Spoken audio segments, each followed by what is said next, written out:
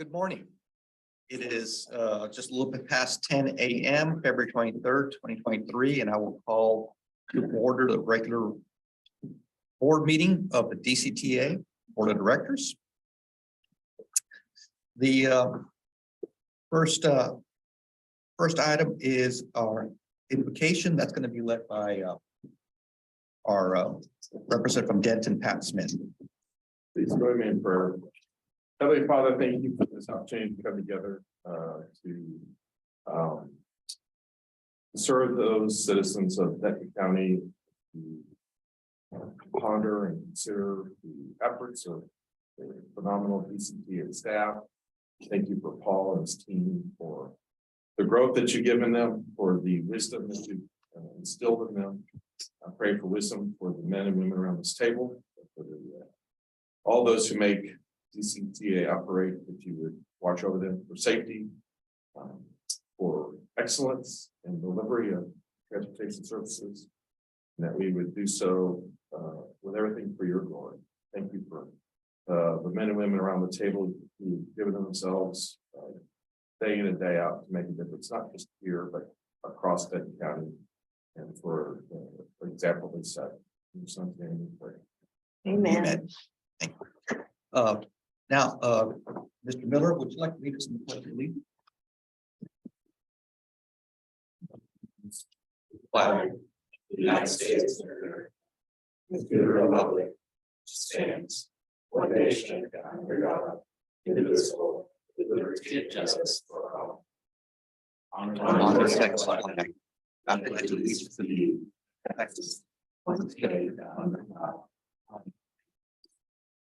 Thank you.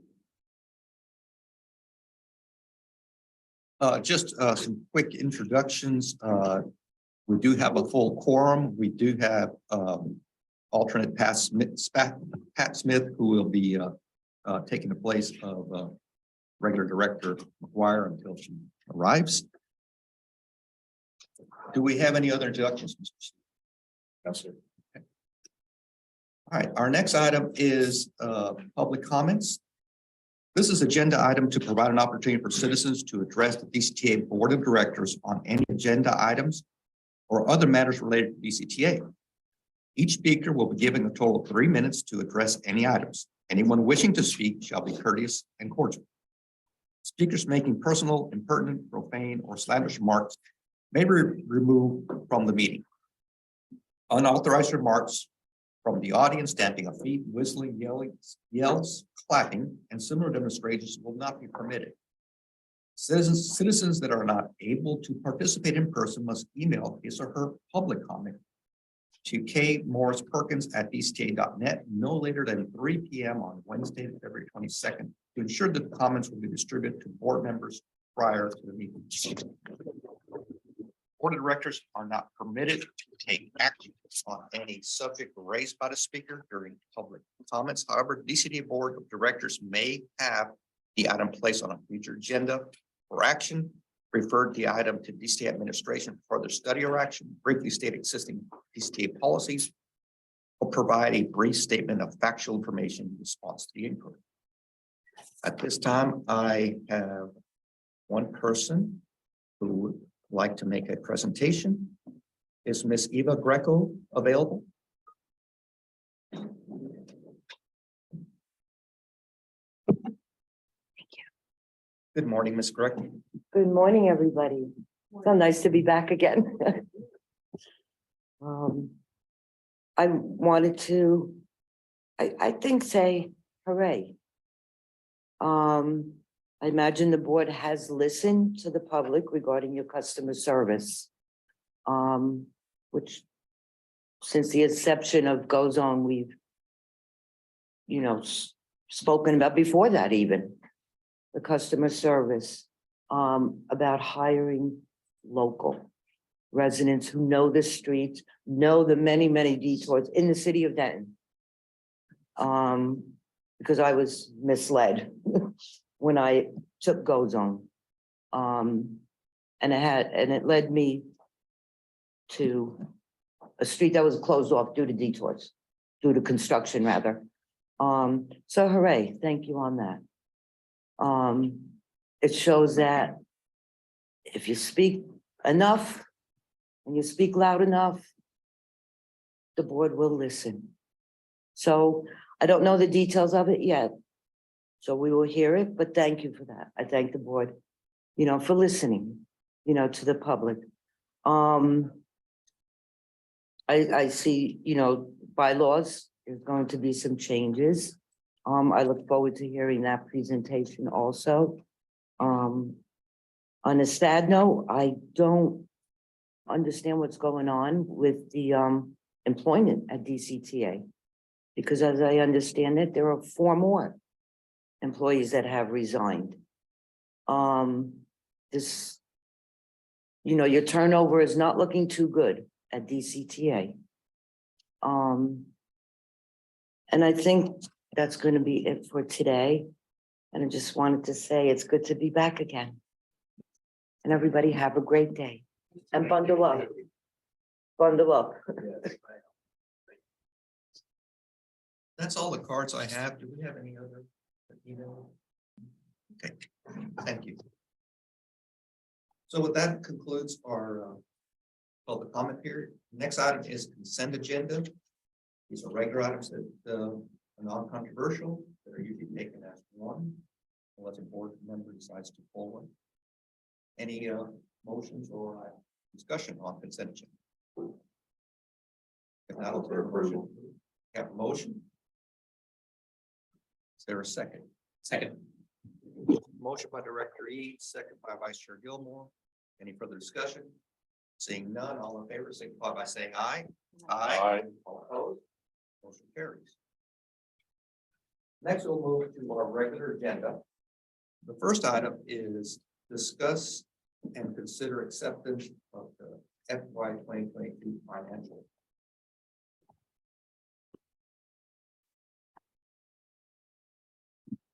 And over to our new CFO. Let's go. Good morning to the board. Thank you so much, sir. Good morning to our board and members of the public who may be watching. My name is Sherelle Evans-Jones. I am proud to serve as the Chief Financial Officer for the Denton County Transportation Authority and glad to be with you today. On this item for your consideration are the results of the 2022 audit. Joining us electronically are Pamela Hill, a partner with Plant Moran, and Keith Shemansky, a principal with Plant Moran, our external auditors, and they'll take us through their presentation, which has been made available to you prior. Also included as a matter of this packet our documentation. The documentation that's included is our audited financial statements in draft form, which we intend to finalize, shortly after this presentation. We refer to that as the ACFR. Included in that packet is a draft of the single audit report, which is a report that governs the federal funds and speaks to the federal funds that we have received. And you would have as a third attachment an end of the year letter, which are the auditors required communications and other details that they would like to provide. As I mentioned, the 2 individuals from Plant Moran will be joining, and then thereafter, if we are able to answer any questions for you regarding the audit, we're happy to do so. I'll turn it over to Keith and Pam. Great, thank you so much, Sherelle, and excited to be here today, even if it is virtually. So thank you all. We are here again to talk about the results of the audit, as Sherelle had pointed out. So before we kind of get into the details of our presentation, I did just want to thank Sherelle, Belinda, and Paul. We know it has been a little bit of an interesting year in terms of transition with staff in the finance team. And so we really appreciate all the hard work, getting caught up to speed by your team in a very short time and helping to work through the audit. With some of the transition, obviously the audit took a little bit longer this year. So we had almost 500 hours into the audit this year, but we're still meeting the deadlines. And that's really a true testament to the team at DCTA and how much hard work they put into that. So we really do appreciate the professionalism that we receive from your team. So on the first slide, this is just a quick audit timeline. So if you'll recall, we had the pre-audit meeting with the board that was towards the end of August. We spent some time doing preliminary planning, information gathering, testing internal controls and those items. We also are required to do various risk assessment procedures prior to the start of the audit. And then we actually began our audit procedures into November, or in November and in through December. And actually we're still wrapping some things up into January and February. And as Sherelle pointed out, after the presentation today, we do plan to finally have a finalization of all the reports and date, hopefully today, or if not within the next day or two. So what you have seen in your packet, none of this will change. It might get, it'll get proofread. I think it's in the process of getting through our proofread reading right now. So there could be a few spelling errors or things like that that'll get fixed, but otherwise the form and substance will not change at all. So on the next slide, and again, Sherelle covered these, so I won't go into all the details, but these are the deliverables that we provide in the draft forms that you did see in your packet. There is one other report that we do as well for DCTA, which is an agreed upon procedure for the National Transit Database that gets sent to the FTA. We are working with your team on getting that information and making sure that that is done and uploaded by the deadline. So just briefly on the independent auditor's report. So that is what DCTA hires Plant Moran to provide. So within DCTA's audited financial statements, you will see our that we have our draft opinion letter in there. We do plan on issuing an unmodified opinion, which is the highest level of assurance that you can receive from your auditors. And basically it means that you can rely on the numbers as they are stated within the financial statements. So it's kind of high level. I'm going to turn it over to Keith and let him get a little bit more into the details for you. And again, happy to answer any questions throughout as you may have them. Keith? Thanks, Pam, and good morning, everyone. Rather than flipping through the entire 64-page financial document, we've boiled it down into a couple slides of financial highlights here. And starting with the bottom line for the year, it was a $13.8 million addition to net position. So that's the amount by which revenue exceeded expenses for the year. Some of the details here are further broken out. Sales tax revenue, DCTA's largest revenue source, was just under $39 million, which was nearly a 10% increase from a year ago. And really looking back at the historical trend, it's been great to see significant increases in sales tax revenue year after year. The 2022 sales tax revenue was double what it was just 10 years ago. So that's been an excellent revenue stream for DCTA. Operating revenue, which is primarily from the ridership, increased to $5.3 million. That's up about 35% due to increased ridership compared to a year ago when it was still significantly down due to the pandemic. Grant revenue, which in total is over $22 million, is the second largest revenue source for DCTA. That's up $1.5 million compared to a year ago. Operating expenses are over $53 million, and those are up nearly $14 million compared to a year ago. Most of that is driven by increases in purchase transportation services due to increased ridership, particularly with Go Zone participation. There was also a $1.3 million increase in the transportation reinvestment program with local communities and additional depreciation expense as well as more capital improvements are coming online. The next slide, we detail out the strong balance sheet that we're happy to report DCTA has. There were $92 million of unrestricted cash and investments. So the assets that DCTA does have are in liquid form. There's just $20 million of outstanding long-term debt that's scheduled to be paid off over the next 10 years. So total equity or net position is $375 million. The greater portion of that, $276 million, is invested in capital assets. So that's in terms of rails, buses, buildings, and other equipment that can't be used to fund future operations. But the unrestricted portion is $100 million. So that, compared to DCTA's annual budget, is a healthy amount of unrestricted net position and allows the authority some flexibility going forward to take on necessary capital improvements and additional operating needs.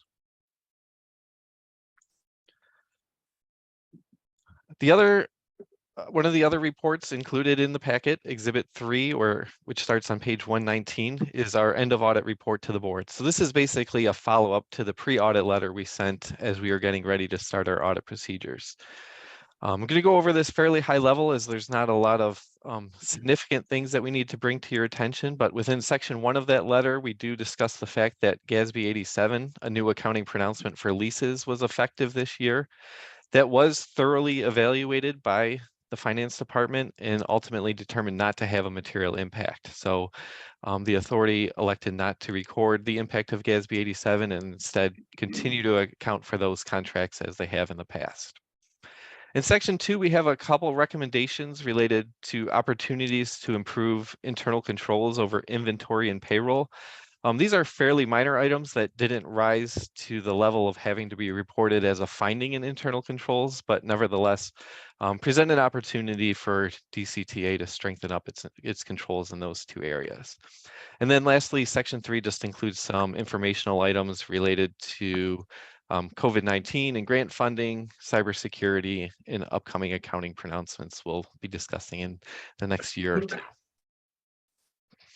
Then the single audit report, which is Exhibit 2 or page 108, is our report on internal controls over financial reporting and compliance with federal programs, as well as the schedule of expenditures of federal awards. So the first 3 report letters are all unmodified opinions, essentially clean audit reports. The schedule of expenditures of federal awards, or CFA, includes $23 million of federal spending, all under the federal transit cluster. And more than half of that this past year was additional resources that came through since the pandemic. There is one internal control finding related to financial reporting that's included at the end of that report. As part of the audit, we identified a couple adjustments to accrued expenses and construction in progress that were posted and corrected by DCTA during the year. But typically, whenever we have adjustments of this magnitude that are identified by us, the auditors, we're required to report that as we are in this report. The good news here, these were only year-end adjustments, so it's not nearly as concerning as if there were issues with the day-to-day operations or other vulnerabilities in internal control. And it's very easy to see that these are issues that likely popped up because of the significant turnover in the finance department, particularly close to the end of the year and as we were getting ready to start the audit. So we've discussed this thoroughly with management. We both agree that now that there's a permanent CFO and accounting manager in place, we don't expect this finding to recur next year. But nevertheless, because we did identify those adjustments, we are required to report those to the board. Finally, we are also happy to report that we reviewed the quarterly investment reports from the fiscal year and noted no errors or exceptions there.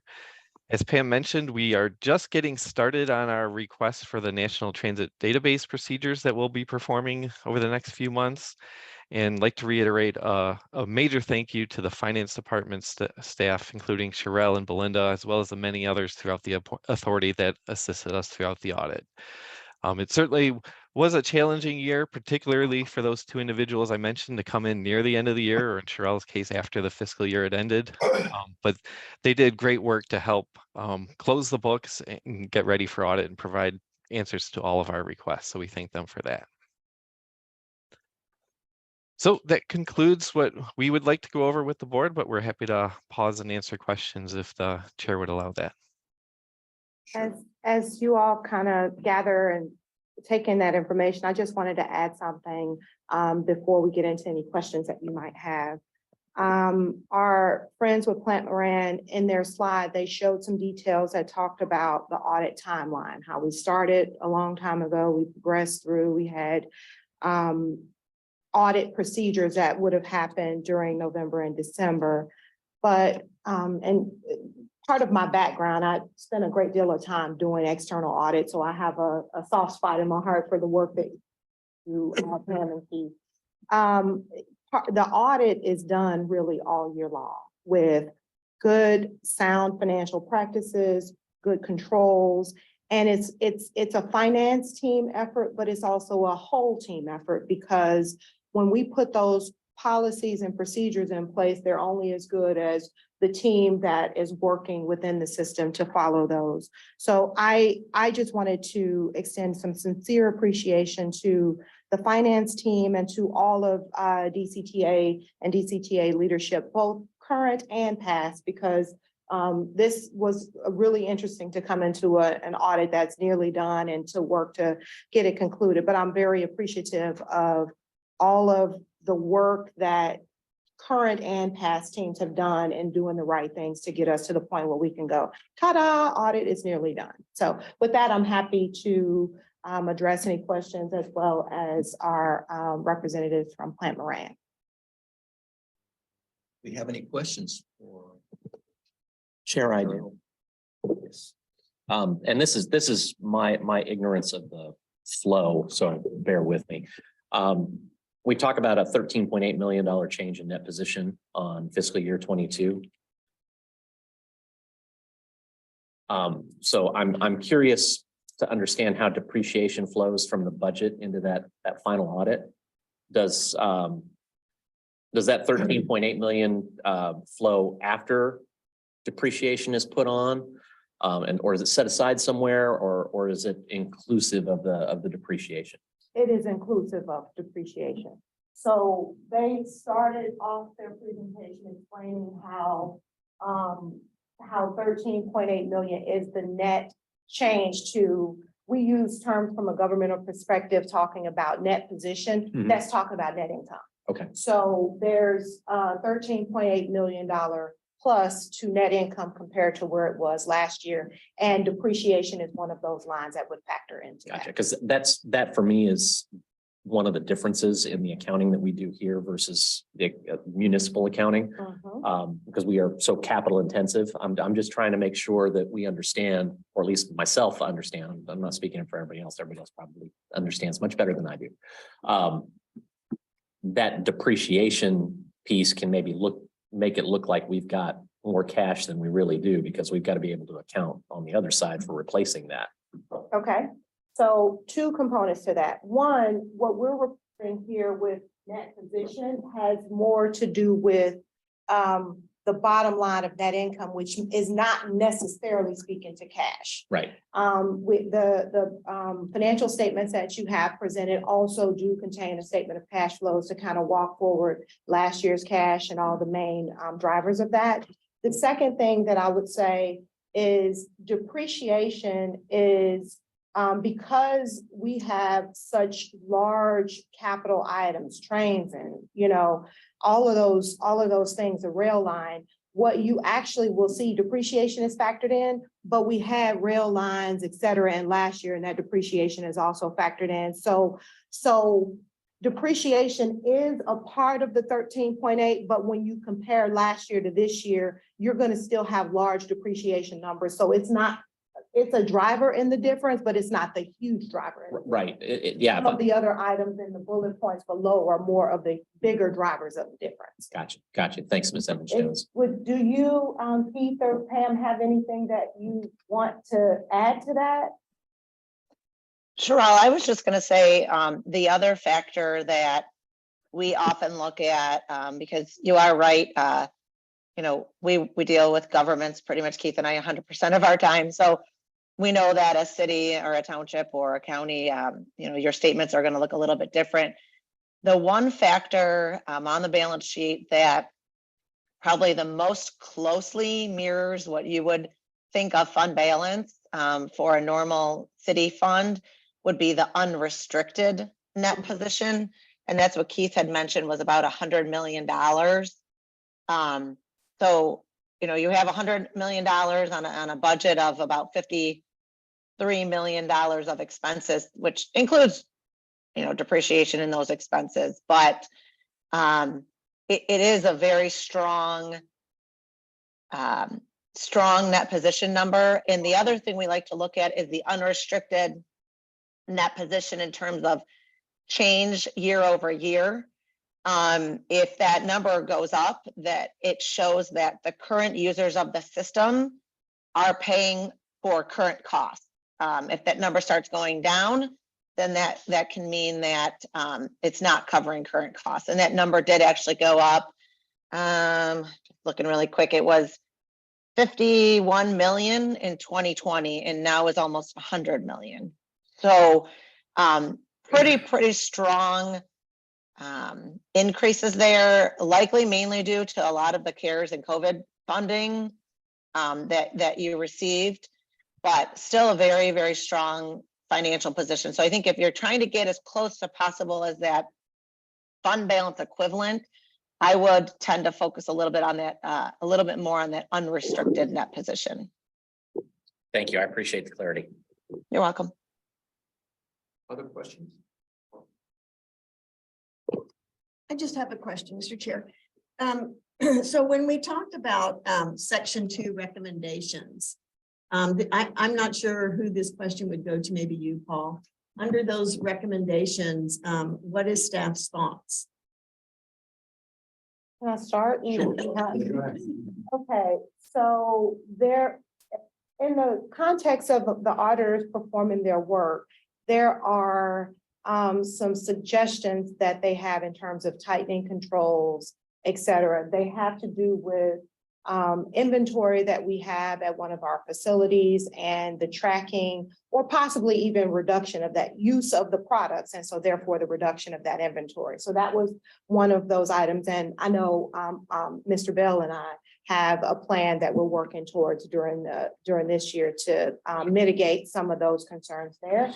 And then the payroll perspective, there was there is an opportunity to fortify or enhance some of the controls around payroll to ensure, because payroll, although it is done through a different system, it's basically another form of cash disbursement. And you have to think through the controls around payroll in much the same way that you would think through how do you disperse a check out of the door and what are the controls. So there's actually some steps and things in place that we'll work with our team internally to fortify those controls over the course of this year. Okay, so those are two things that y'all agreed with, and there's the process. Yes. To kind of It actually, some of this was like the payroll one in particular was in the context of working with the Plant Moran team and me digging more into the details of how does this work? What, some of the things that we noted in that capacity, I think we're in strong alignment that we can tighten and fortify some of those controls. Right, thank you.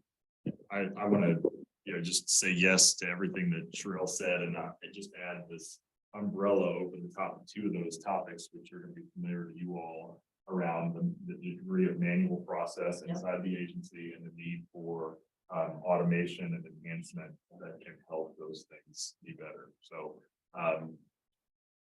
forward to having more of those conversations with you all over the course of the coming months.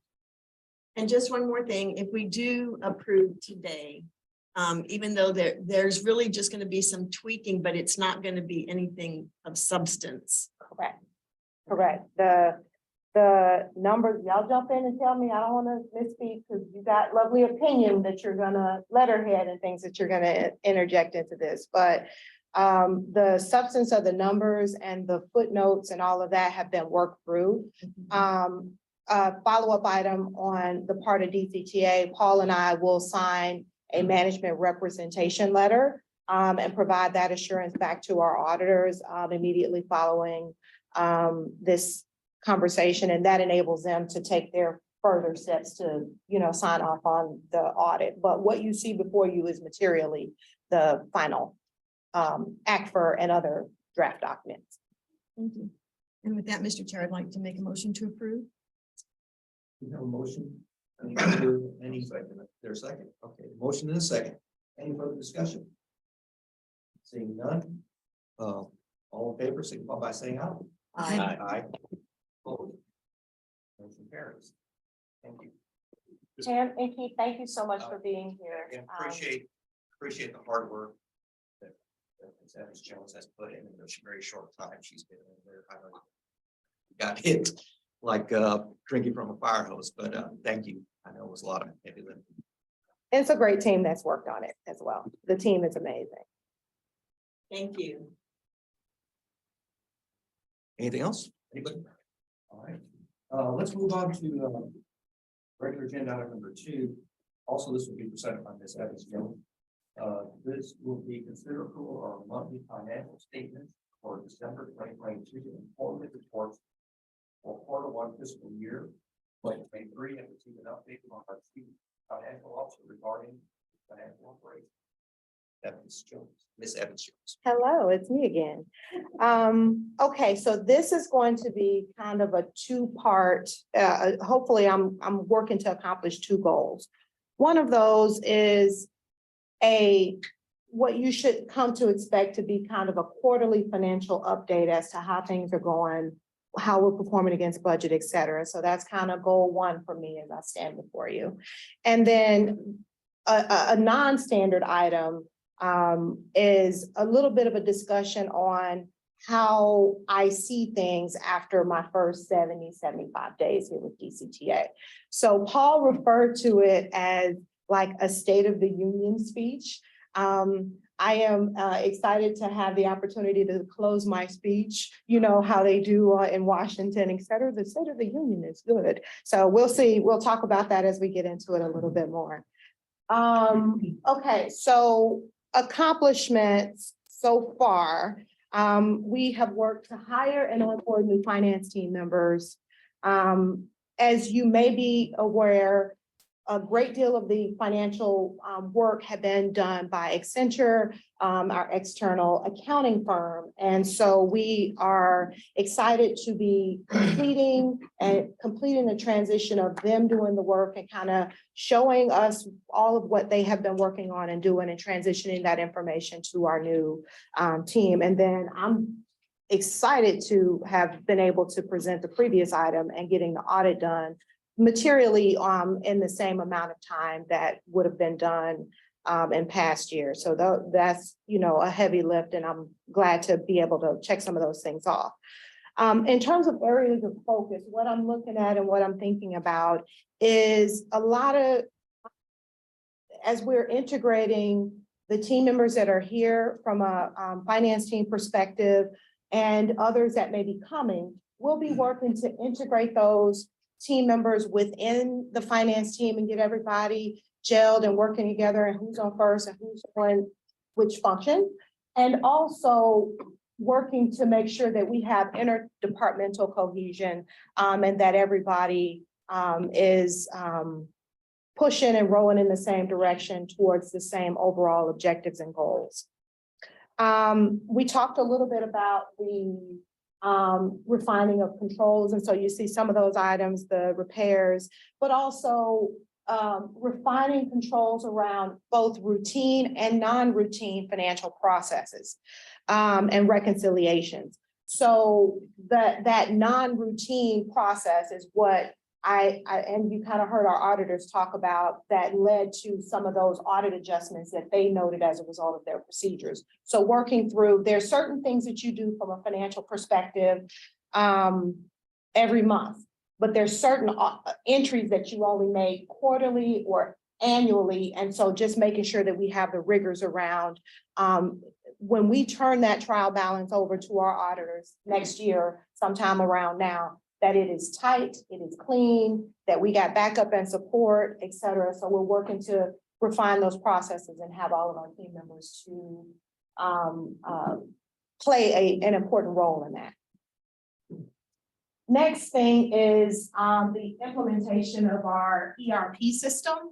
So we are currently working with the system now that we're going to benefit greatly from being able to transition that. I put this one after the integration of the team because as I see it, step 1 is get everyone in, get everyone understanding their core roles as the process is. Because as you go through a system implementation, you have to understand how the process is in order to dream about what the process will be in a new box, in a new software package. So as we get more comfortable, then we'll be moving into the implementation of the selection and the implementation of the new software package. I never thought that twice in a career I'll be doing an ERP implementation, but I'm excited about doing it here with DCTA, and just excited to see how our team tucks that ball and marches it forward to get it across the goal line once we start that project. And then the last big area of focus or heavier lift will be the 2024 budget. And making sure that not just from an operational perspective, but also from a long-range capital perspective, that we have key things considered in terms of how exactly we plan for you. You heard discussion about what things are set aside from a fund balance perspective for capital items, but we have an amount of unrestricted, and how we think through what those spendings are as a team and what policy decisions we make that enable us to make sure that we provide it for the long-range plans of providing transit throughout the county. So what you should expect from me, and there may be other things that you are interested in adding to this list, but what you should look for is monthly financial statements that are included in the board packet. Those are the same statements that you those are the statements that you've been receiving that kind of outline the main P&L in terms of how it forms and how it's performing and functioning against budget. On a quarterly basis, I'll be here to provide you some commentary on how things are performing from a quarterly perspective and how investments are maybe behaving, et cetera. So you should expect kind of an in-person update on a quarterly basis. And then, this is so important: transparency, accurate financial information. That's cornerstone of what we do from a financial perspective, is making sure that what we give you, you can trust and believe in it from the perspective of making your policy and decisions. And so we'll work really hard to make sure that transparent and accurate financial information is what you have in your hands to make the best choices and best decision for the authority. And specifically with that point, I kind of think of my role to some extent as reporting the weather, like telling and explaining to you what is happening from a financial perspective and what implications of this choice financially, et cetera. My role is to report the weather without taint. Your role is to decide if you bring an umbrella or flip-flops, right? So we work together to do the best things that we can for our DCTA organization. And I just wanted to kind of push forward and explain this layout. So in the past, you've seen financial information that's kind of laid out like this.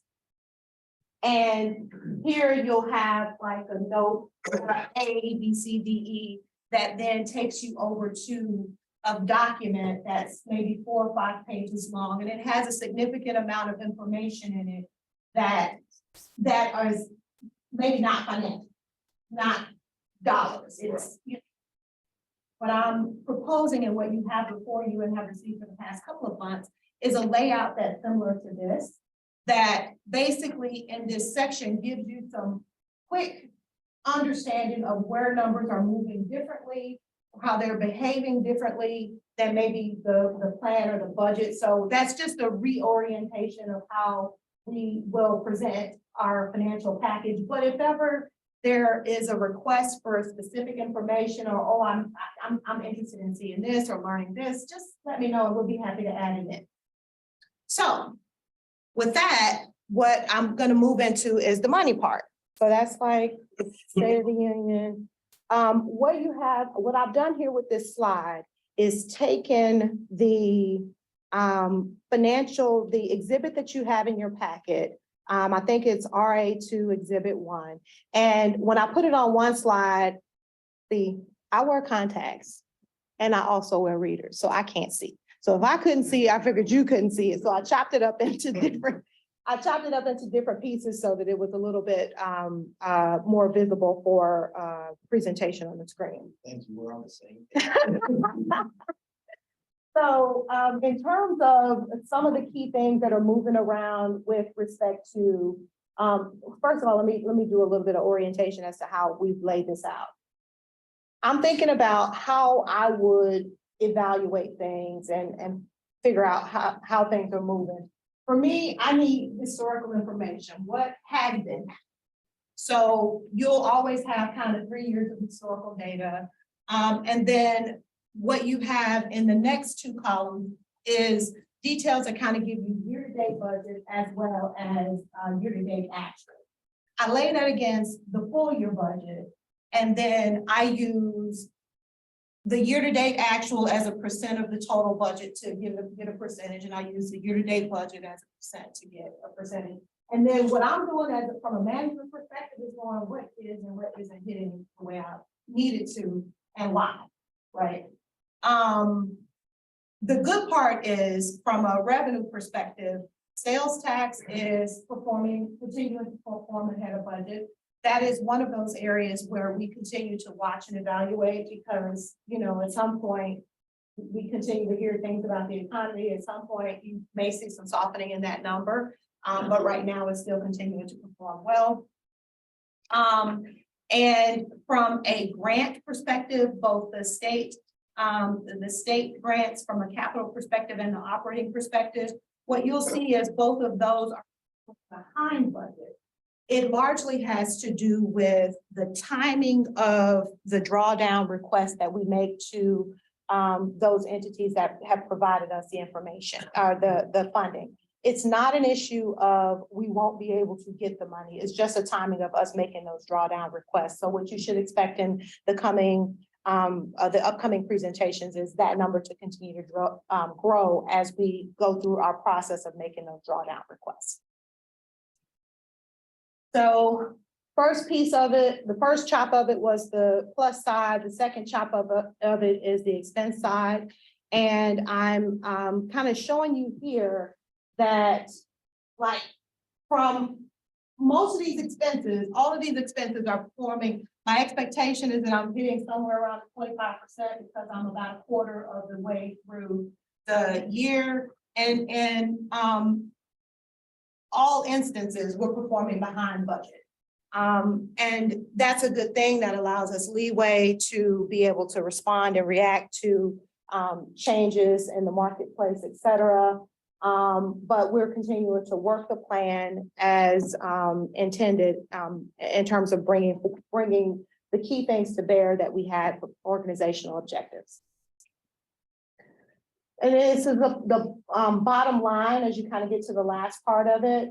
The winner chicken dinner is this section is the investment income. So we didn't, when the budget was developed, we didn't have a very large expectation for investment income.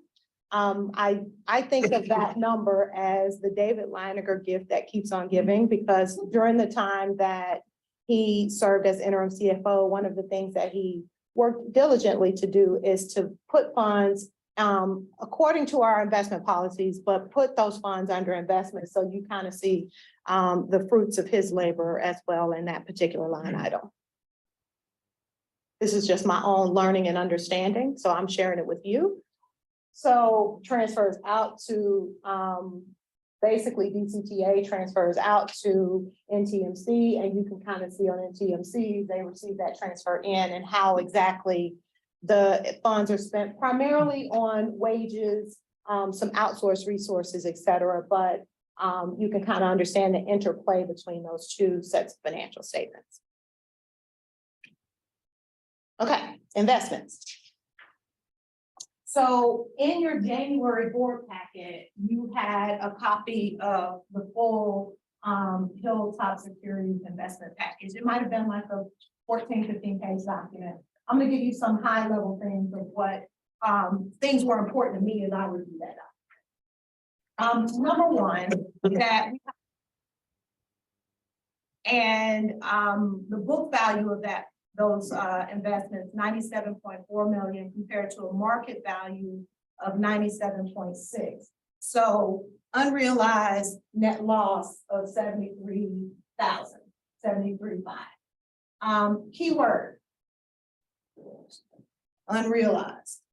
So from our perspective as an investing a transportation authority, the position is that we hold investments to maturity. So basically, as we get closer to maturity on those investments, you be closer to being able to utilize the full coupon. I also, one way that I think about investments in particular and balance sheet accounts, think of it as when the aperture of a lens opens and closes. When the lens opened on 12/31, that was our state. Could be different on the first, the second, or the third, because of what's happening in the market at any given point in time. So, so as of December 31st, we had an unrealized net loss. Some other things that are of particular interest to me is how those are invested. This is our treasuries. So you'll see this slide in your investment report. Those are our treasuries. We're primarily invested in, this is local government investment pool. So that's like your Techstar, very, very sound investment. Many municipalities use Techstar, Techpool, et cetera. So primarily invested in very low risk investments, and you can kind of see that in the credit quality, primarily AAA rated investments. With an average yield to maturity of 3.8%, and on average, so some investments have a longer tail than others, but on average, those investments will mature over 44 days, So I've incorporated a little picture there because in my mind, when I think of investments, it is the tortoise and the hare. Some people, for us, we are the tortoise, and we are not necessarily out here trying to make zippy quick moves, et cetera, but we can run the race for a long period of time and make sure that when those investments that are primarily AAA rated mature, that we have mitigated our risk, but we have also made a nice amount of funds for the agency as well, as you saw in the previous slide. And I'd just like to say, I figured out how to put 3 animals in one financial slide. Okay. With that, I'm happy to answer any questions, hear any thoughts, concerns. What can I do for you? Questions from? Great presentation. Thank you so much. Just like that's the comment. It's true. This is an action item for the board to approve the financial statements from December 22 and the quarterly report. Any further discussion, or is there a motion on the floor? I have a few questions, if that's okay, Chair. Yeah, go ahead. So thank you for the 3 years looking back. That column is just freaking brilliant. I love being able to see stuff in context. The previous reporting just kind of left me with, I only have 1 year. And now we've got, granted, these are COVID years, so they get an asterisk. Right. You gotta think through them differently. Yeah. But really appreciate that. Can you remind me on depreciation? That's just a flat percentage. How do we calculate that? So depreciation, when we go through our budgeting process, we'll look at all of the assets that we have. Each of those assets has its own useful life. And we run calculations to determine what that amount is ultimately, what that amount should be from a budget perspective. And basically we run details to add depreciation in that similar fashion as planned based on the assets that we have. Now, it could vary. So the variance that would cause us to think we were gonna have $11.2 million worth of depreciation and have something different is, what if we disposed of a huge asset? What if we acquired a huge asset during the year that wasn't a part of the plan? But generally speaking, when we put together that depreciation plan, barring any material changes to the underlying asset, it's gonna flow 1/12 every year, every month according to that plan. Gotcha. So on $1 million asset, it's got a 10-year life expectancy. I'm depreciating 100,000 over this year in the budget. In that example, Okay. yes. Got it. So depreciation represents the state of good repair, right? That's an actual term in the industry, right? We've got to keep this equipment working. Is there a set aside? Is there a correlation? Is there something I can look at in the budget that says, hey, I bought a whole bunch of buses one year and that chunk is going to hit us? Do I have a number coming back the other way? Oh, guess what? There's a whole presentation coming up that will give you a lot of fantastic information about state of good repair and planning for assets. So I'm excited about my super friend Tim Palermo is going to be up and talk about that soon. Okay. Would you hold I'm that question and absolutely see if happy it to park. addresses? Okay. I'm just glad I'm giving you an easy segue into the next thing. And then the last bit on this is how do I, or is the capital budget, and I'm referring specifically to slide 127, which was the statement of revenue and expenditures. Is there a way to see the capital budget in this, or is that completely different? And there's no way for me to actually see those. So one of the attachments, hold on. One of the attachments is the capital. Yeah, and that's like document. page. And if you're interested in it, I can make that be a part of my presentation, but it's something that you're gonna get every month to tell you, this is our capital and this is, the major purchases, et cetera, and how capital assets are performing according to budget. So you would have that if the income statement is exhibit 1, it's probably exhibit 2, RA2 exhibit 2. Yeah, I've got it as page 129. Okay. And yes, if there's a way, and this goes back to my municipal. I got a water plant that is huge dollars, but it just sits over here because it's its own budget and it's its own thing. So, but it could have significant impacts on this side of the house. So I'd love to be able to just as a reminder, and I'm not asking for this weekly, monthly. I'm looking for a cadence that makes sense for you. Okay, so what probably would be good is how we spent some time going through the income statement and how it's performing for DCTA and NTMC. And I touched on investments. Maybe we'll have another slide that touches on capital items, and we'll figure out if that's what, the items that are included in there, we'll figure out in the next presentation if that's what you were interested in. That sounds like it's a good next step for us. Okay. Appreciate that. Thank you, Ms. Evans-Jones. Sherelle, could we go to the ERP slide?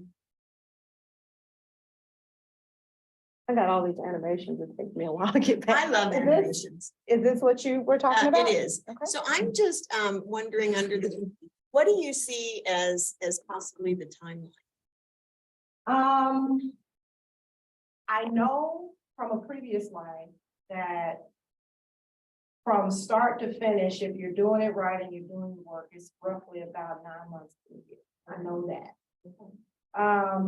When we embark on that, it feels like the right idea is to allow the staff to get settled in. Here's another thing that I know from a previous life is that you cannot do this right if you don't understand what you're currently doing. Right. Because it requires you to know what you're doing in this box that you're using and to see this other box and what it can do and dream about how your processes fit or don't fit or need to be changed in that box. So I'm envisioning a time frame where we more fully embark on this and probably the 6 month, mark, allowing us some time to kind of settle into what we're doing as a team. No, that's great. Thank you. Can't believe I'm doing it again. You know, yeah, do things in previous life that. Yeah, yeah. Any other questions that I can help with? Mr. Chair, I make a motion to approve. We have a motion to approve. Is there a second? Second. Required. Further discussion? Seeing none, all in favor, please signify by saying aye. Aye. All opposed. Carried. Thank you. Mr. Chairman, if I may, before she leaves the podium, just want to commend Sherelle and Belinda and Violet and DeAndrea for their courage and skill over the course of the last several months as they've come together and you sort of deliver an audit, deliver national transit database reporting on time, and then have already moved the needle on for this board and our staff to understand our financial picture and all those sorts of things. So just really grateful for her work and the work of the team to get us to this point. So thank you, Sherelle. Thank you. We'll now move on to item number 3. This is to provide an update on our train enhancement study. This will be done by our CEO, Mr. Christina. Thank you, Mr. Chairman. So this is a discussion item only, no action is required. You recall that last April, you all approved a task order with Lockwood, Andrews and Newman, one of our on-call planning consultants, to help us understand what it would take to cause the A train to go faster and potentially get down to Carrollton in order to intersect with DART's anticipated Silver Line project that will be coming online in the next several years. So we had these two objectives and we solicited a study to understand what is the program of projects and the approximate programmatic estimate that it would take in order to do that work. And I'm glad to say that over the course of the last 10, 11 months or so, we've completed that effort and now ready to talk to you about the results of that work and the next steps. So this is a very basic diagram just showing the blue line is a cartoon image of our A train, and the light green line is the current green line for the DART light rail system. And then in the future, what you see will be the Silver Line project that intersects on a west to east corridor in downtown Carrollton, where the green line currently lands. And here's a summary of the analysis, and I'll just talk you through this at a very high level. But our consultants ran 4 scenarios. Scenario 1A, or option 1A, is we just cause the current A train to move faster on a 20-minute headway rather than a 30-minute headway. And a headway, if you recall, is how often does a train land at a given platform over time. So today, our train runs on 30-minute headways, Monday through Friday. And then on Saturdays, we run on a 1-hour headway. So this is what would it take to make that go to a 20-minute period. Capital cost on that project is on that set of projects, programmatically about $45.7 million. This is primarily the realignment of curves and the improvement of a signal system, the positive train control and centralized traffic control system that tells the train and the conductor where it has the authority to move over the course of its journey. Next, option 1B is what would it take to cause the train to get down to Carrollton on 30-minute headways.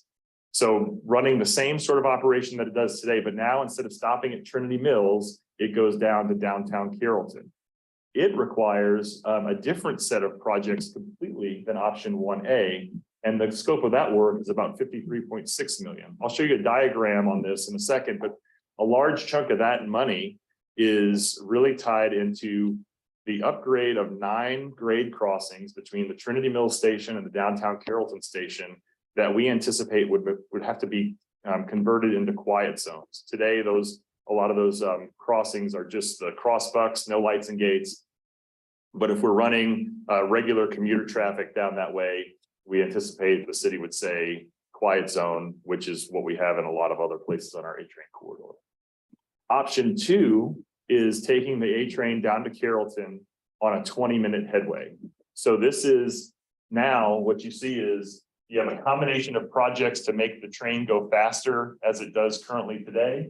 And then you have to make the investment on the downtown segment or the Trinity Mills to downtown segment. So the cost on that, the programmatic estimate on that scope of projects is 122.3 million that you see is comprised of completing the work in 1A, completing the work in 1B, and then the additional work to allow that 20-minute frequency.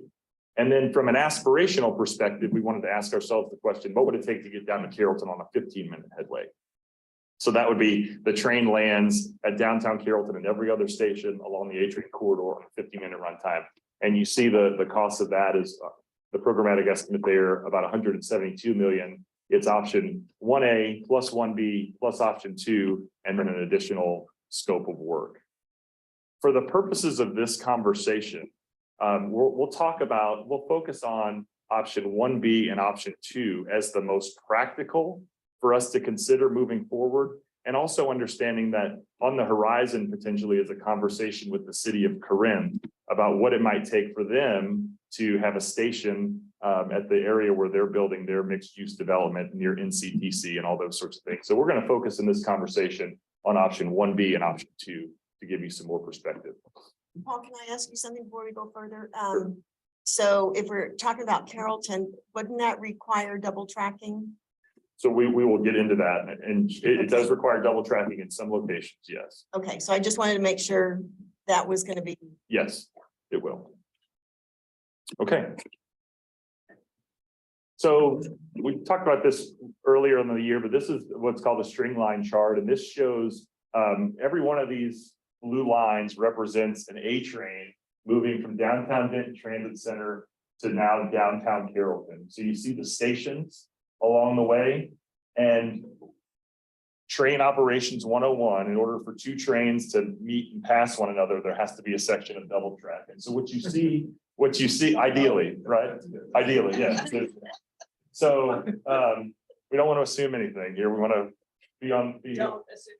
be completely transparent, correct? So what you see here is when these blue lines cross, that's a train coming from the north and a train coming from the south. And what you see is when they're crossing at a place where there's already double track, that's what's able to accommodate that move. And in this scenario, option 1B, you see the downtown Carrollton extension allows those trains to land. And what this string line tells us is that there are no meets and passes anticipated on a 30-minute headway between downtown Carrollton and Trinity Mills. So in this scenario, it is simply a single track scenario between Trinity Mills and downtown Carrollton to accommodate a 30-minute headway. And there are no sidings, existing sets of double track, because again, the double track lines up with the places where the blue lines cross. There's no places where the train is crossing one another down here. For purposes of perspective, existing travel time, Denton to Trinity Mills to Denton, about 44 minutes. In this scenario, we get a little bit of an improvement from Denton to Trinity Mills, so about 40 minutes, but I wouldn't call that necessarily material. And then if you're talking about going from Denton to downtown Carrollton, runtime would be 46 to 47 minutes, depending on what direction you're going. So you get on the platform at downtown Denton, you'd be in Carrollton in about 46, 47 minutes. From a drive time perspective, this is just me going in Google Maps and saying, how long would it take me to get from here to here? You're at 29 minutes, DDTC to Trinity Mills. Thank you. And to downtown Carrollton, you're at 32 minutes. And so you see the train is a little bit slower than that when you talk about the runtime, which includes all the stops and all that sort of thing. Any questions on that?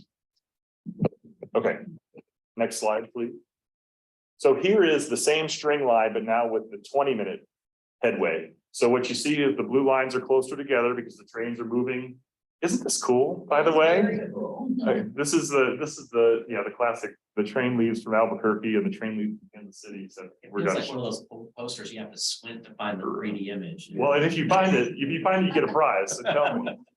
I've never been able to make those work, by the way. So in this scenario, option 2, what you see is some siding extensions that are required to accommodate crossover at Med Park. We can just see how the crossing would be right at the end of the existing siding. So you got to do an extension there.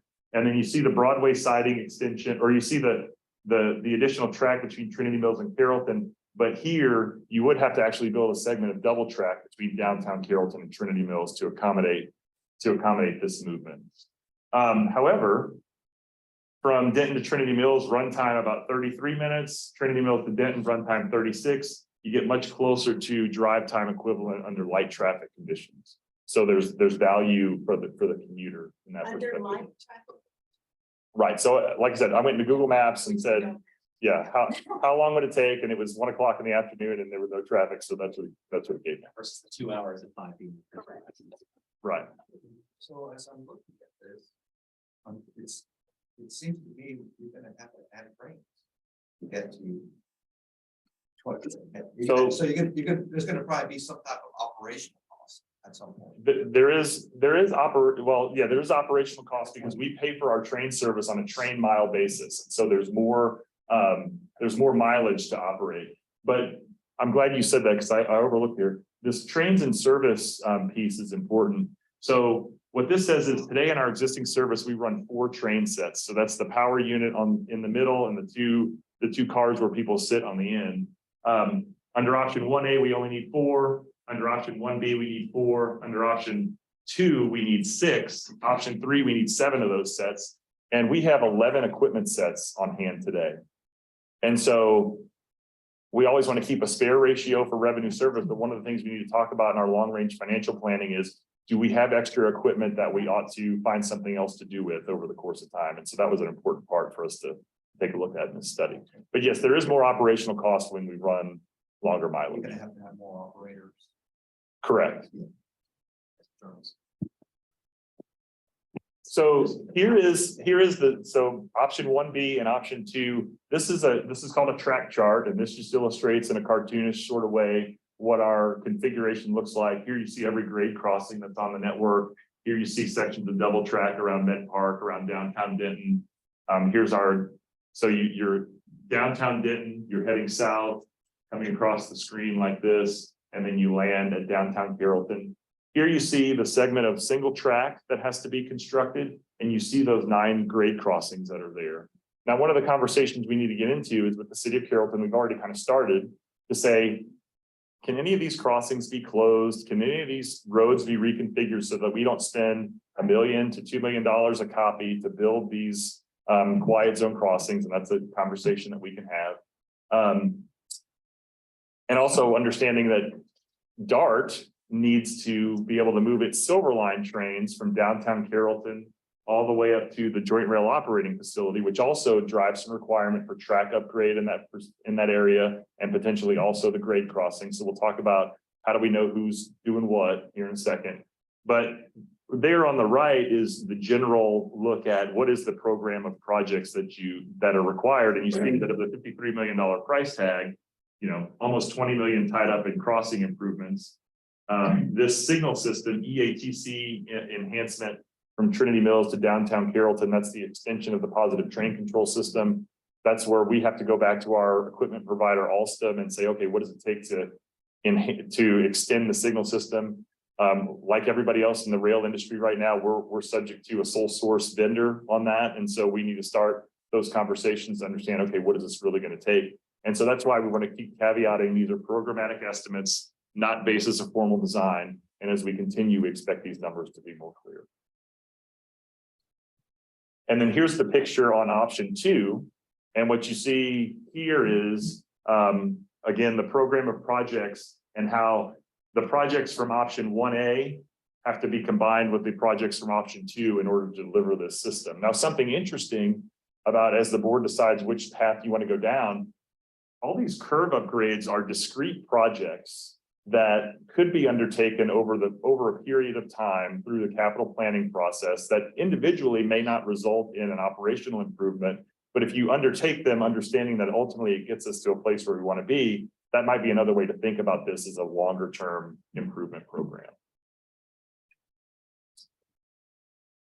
And so here's where we're trying to get to ultimately, and this is where we get into the conversation about next steps. I showed you this at the outset to say, what we need to be able to get to is, number one, what do we want to accomplish? Do we want to go to Carrollton, yes or no? What kind of frequency do we want to go down to Carrollton? And then with that, what's the program of enabling projects? And then how do we determine who is paying for what over the course of those projects. So for instance, to get from Trinity Mills to Carrollton today, DART will have to upgrade that existing track because their new equipment can't operate over the track as in the condition that it is today. They're already going to pay for that. Then the NCT COG has said they want to pay for whatever it takes to get us to class 4. That is what we would need to run regular passenger service so that we don't have somebody upgrade to class 2 and then come back later and try to upgrade again and have throwaway work. And so there's a place where some number would be filled in from DART and some number would be filled in from NCT COG. And then there's a column down there for the US DOT and FRA, because as we put this vision together and as our federal affairs consultant can help us, we need to be able to tell this good story and help the feds get on board with us to help advance this program. And so, yeah, any questions on that? Okay.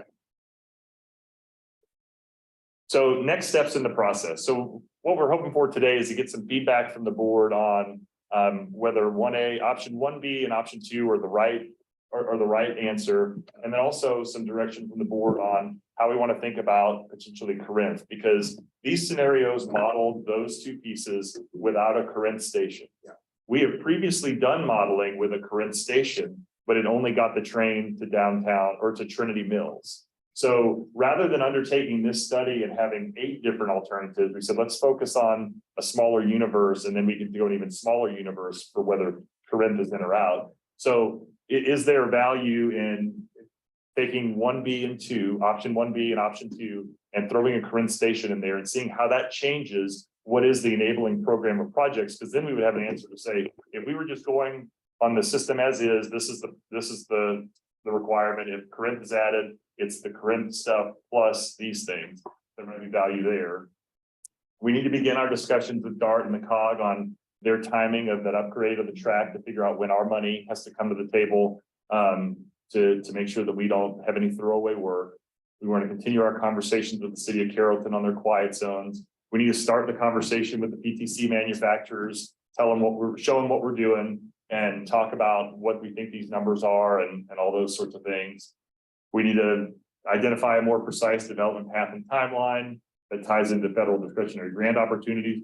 I want to talk with Trinity Metro because they're in the middle of this right now, trying to get the Textrail project from where it ends today into the medical district, about a 2-mile extension, just like ours is a 2-mile extension. And so we need to leverage the expertise of our friends over in Fort Worth. And then the last piece is that DG&O is the short line freight operator that runs freight service and off passenger hours between downtown Carrollton and various segments on the A train.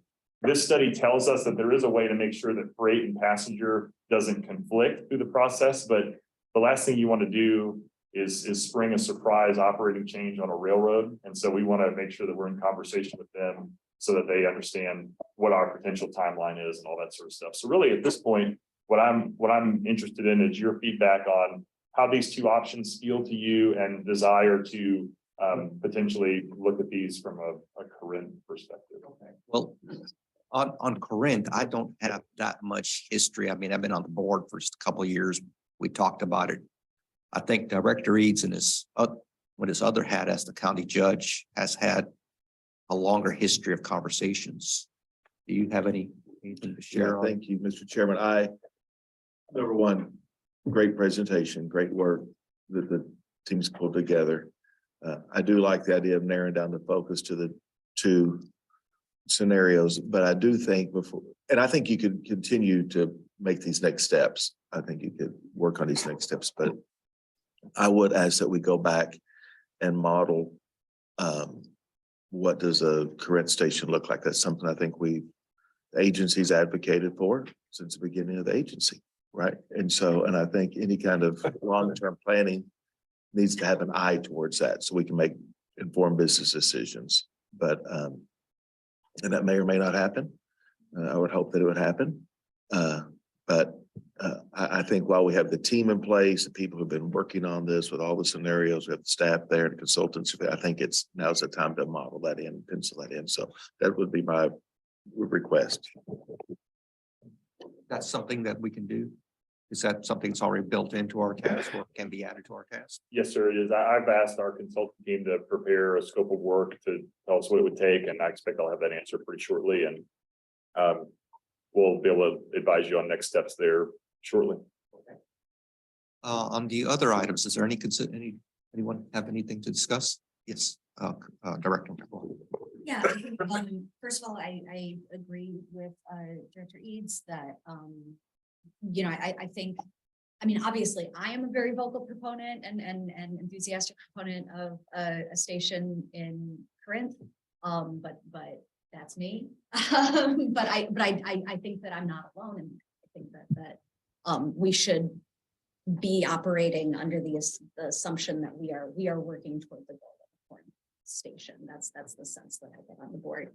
I will say that, thinking back to our strategic planning workshop over the summer, we really were in consensus as a board that we want to provide better service. Not just lip service, but really like move better and move people in a better way, and that we want to focus on that rider experience. And I think that if we're serious about focusing on rider experience, any option that doesn't go to downtown Carrollton so that folks can connect to the Silver Line is not really going to be providing that excellent rider experience. And I would also say that in my opinion, any option that doesn't make the travel time lower than it would be in a car is also not really pursuing that goal. I think that and for that reason, I both of those reasons, I don't think that option 1B is really adequate. It's certainly better than the status quo. But if we're going to be pulling out the checkbook and making some capital investments, I think we ought to go ahead and make the investment in connecting to the Silver Line and in making the travel time comparable to or lower than driving. So that's mine. Anybody else? Vice Chair? I've got a couple. Love the way it's all laid out. I think that really helps us make a decision cleanly. So thank you for that. The option 2 saves us roughly 8 to 11 minutes on the current trip. Gets us better than parity with best times. So I did the Google Foo as well, and those are best times. That's optimal times. You start asking it during certain times of the day, it ain't even close. The train beats it hands down. So I think for that reason, and it's not disagreeing, but I do think that 1B is still a viable option. In best case scenario, yeah, it's parity. But in typical scenario, I think it's exceptional. So I'm okay with having the 2 conversations. What I think might end up happening is that option 2 plus Corinth might put us down in the 1B numbers for timing. So that's kind of where I would lean. Do we have any conversations or ideas? And maybe Judge, I talked with Mayor Heidemann yesterday, just briefly on this to give him a heads up it was coming. Do we have any conversations on how and what they're going to be able to bring to the table financially? I know they built that TERS out to be able to do something with that, but I don't even know the financial tool that they would use to encumber general fund on some, because we need some sort of long-term commitment. Right. No. I have not approached the city of Corinth since their new city manager has come on board. Anticipation that we were doing this work, and then looking for direction from the board on how to have those conversations and what was appropriate there. We have a great advocate, Mayor Heidemann. So does the Chrissy grant give us any options for the PTC? So great point. So the we do have a Chrissy grant in hand for about $4 million that's pointed towards EATC enhancements. And so that would offset a portion of the funds or a portion of the programmatic estimate if we chose the option that option 2, which required EATC enhancement. The extension of the PTC system would not necessarily be eligible. So there's another thing to consider, that if you got $4 million in hand, if you want to make the train go faster. So. Okay. And then my final point on all of this, and I think the judge maybe has better understanding of this than I do. The transit coalition's given roughly 100 million to our two other fellow transit agencies to the south of us, the RTC, over the last few years. Is that accurate? That's my understanding. So I would hope that the RTC would see us as a maybe not equivalent, but definitely an equity opportunity. So these budget numbers might get a little more real, a little bit more narrow with their assistance. I would say that the leadership and staff leadership at the Regional Transportation Council has been a strong proponent of expanding our system to include current. Personally had conversations with those individuals over the years. We want to as he was most recently in conversations with them, they said we'd love to have us as the locals develop what that plan is, that ask is, not that it be from any one municipality or a group of municipalities, but it really be with the county, with the agency, and the city's having a combined ask, that we go from there. So yeah. I think all of this sets us up for some amazing successes. And I don't have any issue with the next steps that are presented here. Great. Well, thank you very much for that feedback, and we will proceed and advise. I would like to ask that the staff go back to the consultants and model out the correct location. So that'd be part of our action plan. We need a motion. Under option. Option 1B and 2. Just those two. So that it's just added there, and I'm happy to take that as direction from the board and proceed accordingly. anybody else have anything to share? Okay. Oh, hold on. Alice. Would it be that much more trouble to add option 3 in there as long as we're remodeling things? 3 is the 15-minute one. Right. No, it'd be an incremental cost on the cost of the consultant to do that work. And so I don't have a cost estimate in hand yet, but. Okay. Okay. Because if it's not that much more trouble, then yeah, I'd like to see 3 as well. But if it's not something that anyone else is seriously considering, then okay, maybe there's no. I can. Well, you could bring it back, and then we could decide amongst us if it's a little bit more money. Absolutely. Yeah. My biggest fear, we'll call it that, on option 3 is just there is a exponential operational cost associated with that. So I don't know if I want to open that up. Right. We'll do the homework and advise. Okay. All right. Thank you. Thank you. And the next item, thank you, Paul, is discuss marketing and communication director updates and Denton County Transmission Authority communications evolution. And this is our new director of marketing communication, Mr. Magana. Morning. Good morning. Morning. Thanks for being here this morning. So I want to talk today about my first thought is discussion, so no action is required. And I wanted to give you an update on marketing communications functions as I have seen them in my first 3 months. So I've been here and observing and learning, analyzing, and really trying to understand the scope of the organization, and the operations, and the marketing communications team, basically how we run it. And looking at all of the various properties and assets and modes of transit modes of communication, and looking at the organization that we have for marketing. We have, by the way, a couple of open positions, fully budgeted. And so trying to figure out the best way to assess where we are and where we go from here.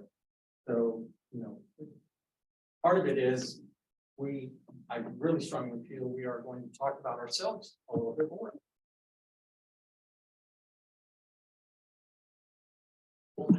Encompassing all of the services and options that DCTA provides, but it requires a visit. You got to type your way in there.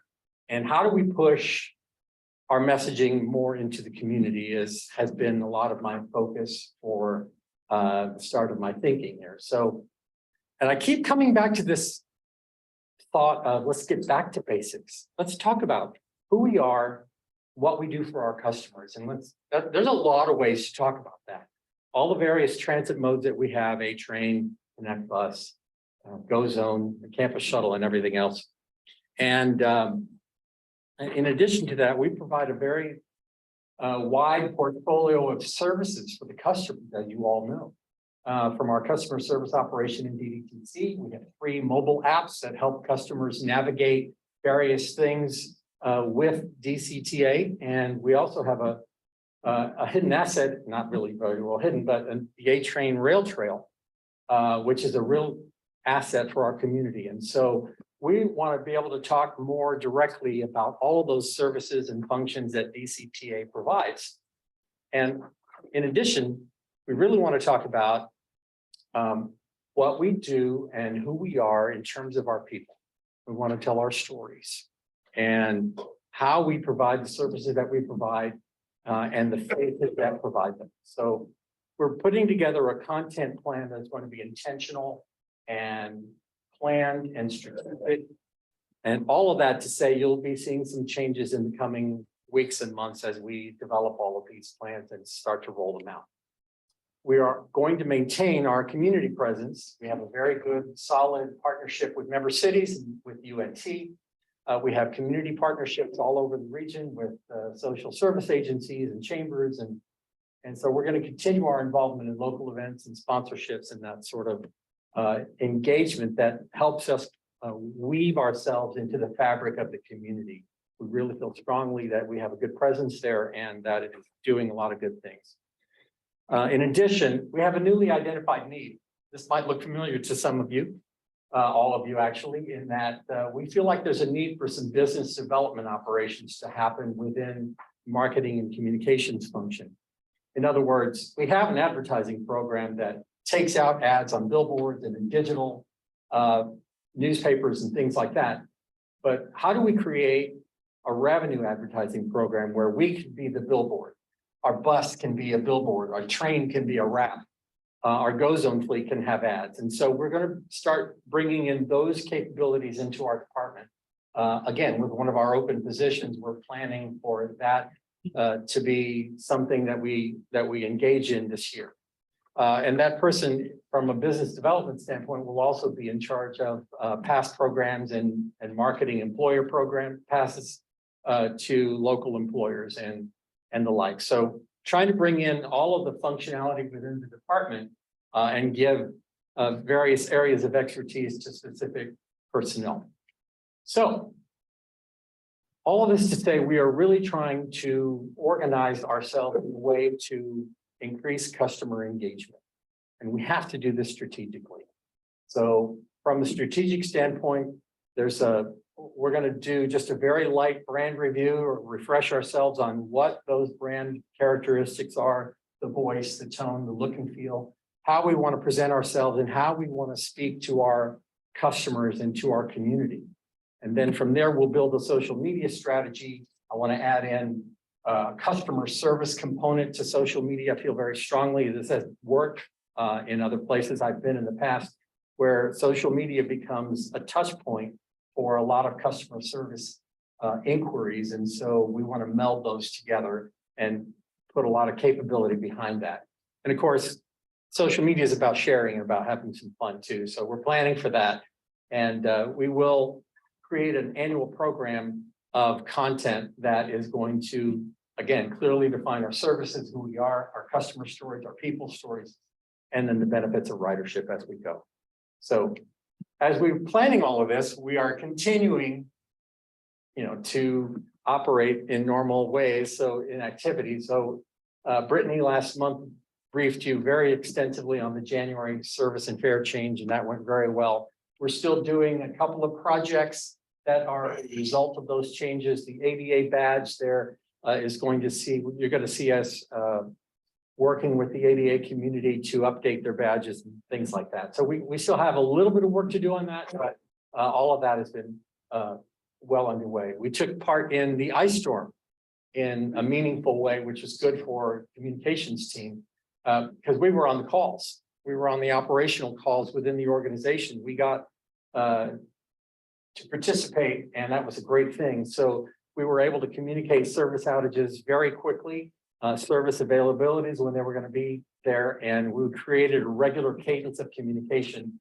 that the public began to expect and see when the services were going to be available. So that was a really good thing. We created a lot of social engagement, news media engagement there. We've been able to create some news story placements in the last few weeks, from trade publications to local publications, talking about different things within the organization. All of those have been very successful. And we've also been able to resurrect, if you will, a couple of the newsletters that we've had that have been dormant for a while. Our employee newsletter was important to us, and so we brought that back. And then we did create a community relations newsletter in the past, and that one has also been brought back. So those things have been brought back, and we're now engaging with the community in those forums. And finally, we relaunched we redesigned our Hop on Board blog and launched it last week. And it's got a really nice, new, much more readable front end. And the back end where we put the stories together has a lot more versatility, and it's a little bit more robust. So all of that to say, we're moving in good directions. Now, there's one other piece I want to show you. And that is, we had the opportunity to sponsor the Denton Black Film Festival. And as part of that sponsorship, we were given an opportunity to provide a 60-second or 2-minute video clip that ran before every film. And so we put together a brand video that ran at, this is not exactly the version that ran there, but it's very similar. So I want to show it to you now. Denton County is one of the fastest growing counties in the country. And as the county grows, it becomes more difficult to commute. At Denton County Transportation Authority, we provide clean, modern public transportation. Experience the many services DCTA has to offer, including our 21-mile commuter A train, as well as our Connect bus and UNT campus shuttle services available in Denton, or our GoZone on-demand app-based rideshare service available in Denton, Louisville, and Highland Village. We pride ourselves in providing you with the connectivity and transit options to safely get you around town or the region. At DCTA, we are committed to safe, customer-focused, and efficient mobility solutions for Denton County. DCTA, we get you where you need and want to go. Nice. So that's the kind of content we have in mind. Content that defines us, content where we get to shape the image and also shape the services that DCTA provides into the community. And we're going to really focus a lot on our riders and focus a lot on our people and how they interact. And so our people are really going to be important to us because they're the first touch point for our customers in almost every case. So that's why we want to make sure that we embrace everybody that's on the team serving DCTA in some way, whether they're from Rio Grande Pacific or NTFC or VIA. And so all of us, we're looking at it as one team as far as the customer is concerned. And so we're looking at it that way from a marketing perspective as well. Questions? Any questions for David? Looks good. I don't have any questions, but just comments. And thank you so much for that, because I think one of the most important things for DCTA is to educate our public. And so when we attend the RTC meetings, we hear how transit is still at a certain level, but that's not the case for DCTA, thanks to our GoZone. And so, people who are not familiar, don't read the articles or whatever, have an idea of maybe what we're not doing. But I think being able to present something like this at an event where it's before, it's really educating. And I think you and I had talked about when we did our little tour back with the representatives that, there's people that make comments that the train carries no one. And I said, it would be great if we had a wrap that we could change. And that said, how many rides are we getting on? 175,000 last year. Yeah, they don't know that. Right. Right. And so I think education is such a big part of what we need to do to get our communities excited about what's really happening. And sometimes, just much like a billboard, we have to be that billboard. And there's nothing better than being able to talk about yourself in a cadence and in a drumbeat and a consistency that needs to penetrate the community in a way that's meaningful to them and impactful for the community. And so that's really what we're trying to do is strategically look at how we go about that. That's why we're not jumping out, 3 weeks ago with this and then that, and experimentation is great, but we want to be able to do it in a strategic and well-reasoned manner. And that way we can take in all the various services that we provide, and make sure that everybody knows that access is available, for example, or the various on-demand services that we have. I know that I agree with Diane's comments. I know that we have Denton County Days coming up, and I know that we're going down today early for DCTA. I'd like for us to look at a draft of any leave behinds or just our legislative talking points, but the good news of the facts, the factoids, some people say of the measurables that we have, but Right. with an eye to how that's improving. I think with some of those facts with pre-pandemic and then post, I mean, it's a very good story to tell. So I'd like for us to look at those in case we need to make any edits or additions to that. So I would like for us to look And at I that. think Brittany has put together something that we'll be able to use in her creative manner. It kind of resembles the A-Train, so it makes it different than any other things that are going to be left with our representatives. So yes, if y'all review that and tweak it, and I think that would. I think there's speaking of sponsorships, I think I know that there's sponsorships available for Denton County Days. We have 197 individuals across the county, business leaders, civic leaders that are going to be attending that, and sponsorship opportunities there. I think we ought to fully explore and the potential of showing this video to our audience with community leaders would be great as well. So let's go back to your slide about the vacancies. So the very beginning slide. The very beginning, back to the beginning, in the beginning. So can you give us an overview of y'all's department and how many positions we have funded and how many are filled? It looks like you have 2 that are open. Well, as of today, there are 2 open positions and 2 filled positions. With myself as the director, there's a manager, and then 3 specialists as we plan. And all of those are funded. So one of the specialists will focus on marketing, web design, graphic design, and be sort of in charge of the campaign planning. That's typically your webmaster type function.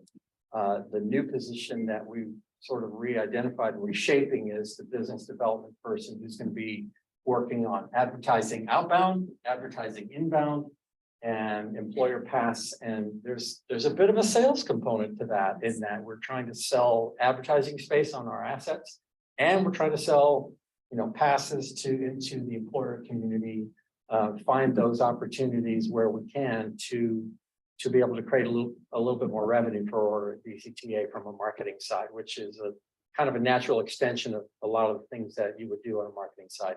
And then there's a communications person doing social media and PR with me. And then the community relations position is, obviously has to be well ingrained within the community, and we have somebody like that already. So that's we explored an agency doing that as far as the ad sales. contracting that out and having. We're gonna get a lot of help, yes. Typically, the service providers, for instance, may want to be able to handle that. And we just kind of oversee, and they create, together with us, we'll create a program as to the types of advertising we'll see on the various assets and make those decisions up front. But we've seen that at Trinity Metro and at DART, where the agency that handles the fleet, they outsource that. And so it's really managed at the agency level, but a lot of the work, on the ground work is done by the outside firm. So in our case, we have one proposal that, will give us no cost and just benefit. So we'll look at that. We just got it. So it's just a very light proposal at this point, just early discussion.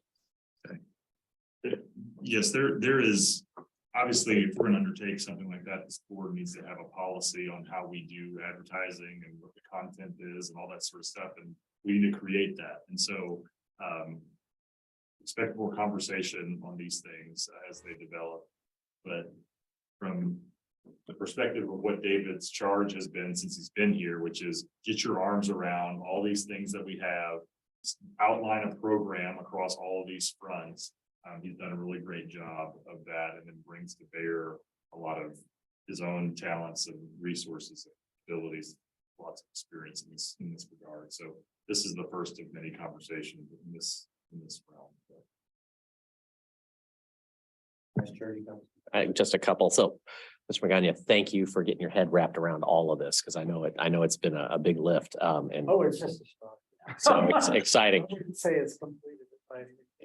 Exciting to see. I actually hopped on the Hop On blog. Really like the layout.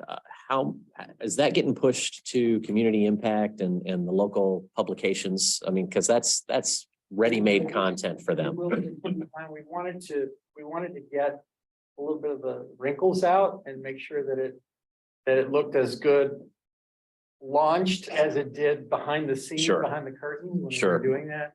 And honestly, I would rather the content that's in the blog lead the news of the blog Mhm. rather than the blog itself. So those kinds of things become less and less important. And it's really more about content in these days when you want to tell folks what you're doing and the kinds of things. And so we gave them, we put a really nice story together on sort of the behind the scenes decision making that we went through the ice storm, and sort of saved that for the blog. And so that's why that content is there. So we'll get the word out for sure. Awesome. You had one slide, slide 49, I think. Which one? 49? Here, 50. Yeah, maybe go up one more, 50. Yeah, no, it was that. I'm just a little, and maybe I'm just hearing it differently. Telling our story, I think, is important. Talking about our drivers, I think it's important, the quality of the people that we have here. But I think just as important is telling our writers' story. And so I would want to make sure that we've got that covered. We are not leading in that conversation, Right. and we need to be. And then one last thing I would love to see on the train, we talked about that. You know how you see those billboards for new housing developments? If you lived here, you'd be home by now. If you rode the A train, you'd be home by now. I mean, seeing that as I'm parked on the bridge would be amazing. So I'm just saying. Yeah, and we can. Speaks to the necessity to have professional ad firms do these things.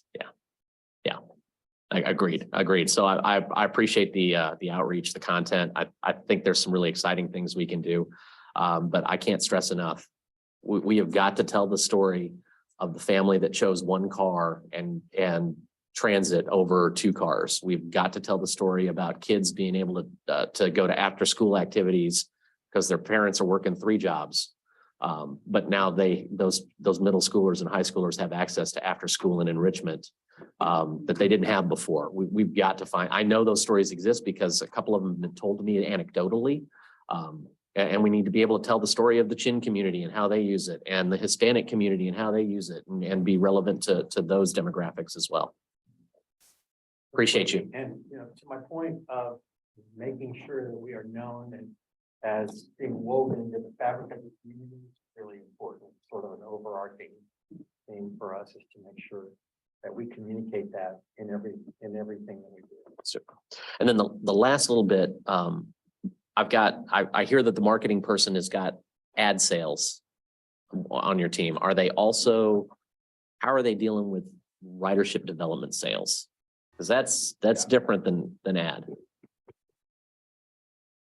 So if you go back to the slide that talks about what we envision for one of those positions is the business development person who has the list of here's the major employers in the region, and it's a lead generation and a lead follow-up sort of conversation where here's the targets, here's the conversations that we're having, and the goals and objectives for that position are tied to conversion of ridership to pass sales. And those sorts. Is that person also tasked with advertising sales, or are we looking to outsource that or? It's managing ad sales, Okay, not necessarily drilled in and doing it themselves, but managing that process. That's Okay. how we envision it, For instance, VIA has a program that we could turn them loose right now on providing on GoZone vehicles. But that requires a policy, it requires management, all those things. And so that's the board, we understand there's interest there. So the purpose of this person is to help us develop policy, implement the program, manage the program, maximize the revenue returns. We look at our A train and our buses. Where is the help that could be had to figure out what's the square footage on our fleet that could be sold, and what's the market rate, and who are the people that can help us to do that. And so it's a manager, a specialist that is the owner of that program to make sure that, and again, goals and objectives for that individual tied to those outcomes. Very specific. right. No, that's my only concern, having been in sales all my life. You've got two very different products. Yes, you do. Ridership versus ads on a vehicle. That's right. That's going to be really difficult for one person to manage both of those. They'll be incented to go one way or the other. One's going to be low hanging fruit. The other's got a longer cycle. So just be aware of that conversation. I totally agree with you, Mayor, and I would like to I'm glad this is a good conversation we're having, and I'd like to talk offline and do it and look at these job descriptions in a more closely. Yeah, and so that there's other conversation to be had around staff org chart, all that sort of thing. This is assuming the pieces that we have in place right now. And I'm happy to have those conversations. This is just my professional expertise so I want to put that out there and make sure that we're covering that base. I have complete faith that we're covering that base. I just would love to see, how you guys are going to break that down. Thank you. Mayor. Question, who is our social media manager right now? Who's our social media manager right That's Melinda Bartram on our team managing that. Cool. All right. Yeah, I think first of all, thank you so much for this great presentation. It's exciting to see new things happening and this is obviously a real transition period, and your focus seems to be in the right place of just establishing that communication, building that audience, building that engagement with our writers and our potential writers, right? So I'm really excited to see that. My only concern, it's something really small and really technical. Let's just be mindful if we're putting wraps on vehicles of rider visibility, and that we're not blocking riders' view. Well, the wraps stops. on the body of the vehicle would be solid, but on the windows, they're perforated, so they don't And so. Well, they in create- theory, they're not supposed to block the view, right? Right, so they do not block the outbound view of, of the people inside. They're not supposed to. Right. Let's make sure that we're being Okay. mindful of that and getting When we reps get that down to actually that, don't yeah, block the we'll- view. We'll make sure of that as well. They also help, in the summer months, they also help keep the vehicle a little bit Yeah. cooler. Yeah, So it's a double benefit there. awesome. Thanks so much. That's all I got.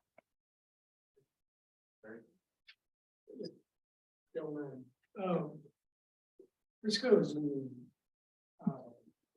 business of making more of a bike trail. I noticed you have the bike trail. I'd like to see you make some kind of effort to make that a family place, because I've seen parents and 2.3 children on smaller bicycles everywhere. And I would imagine that the more the price of gasoline goes up, the more that becomes a family outing. And if you had a destination, it would be in some public park, water fountains, whatever, on either end or somewhere in the middle of that, and make it a family destination.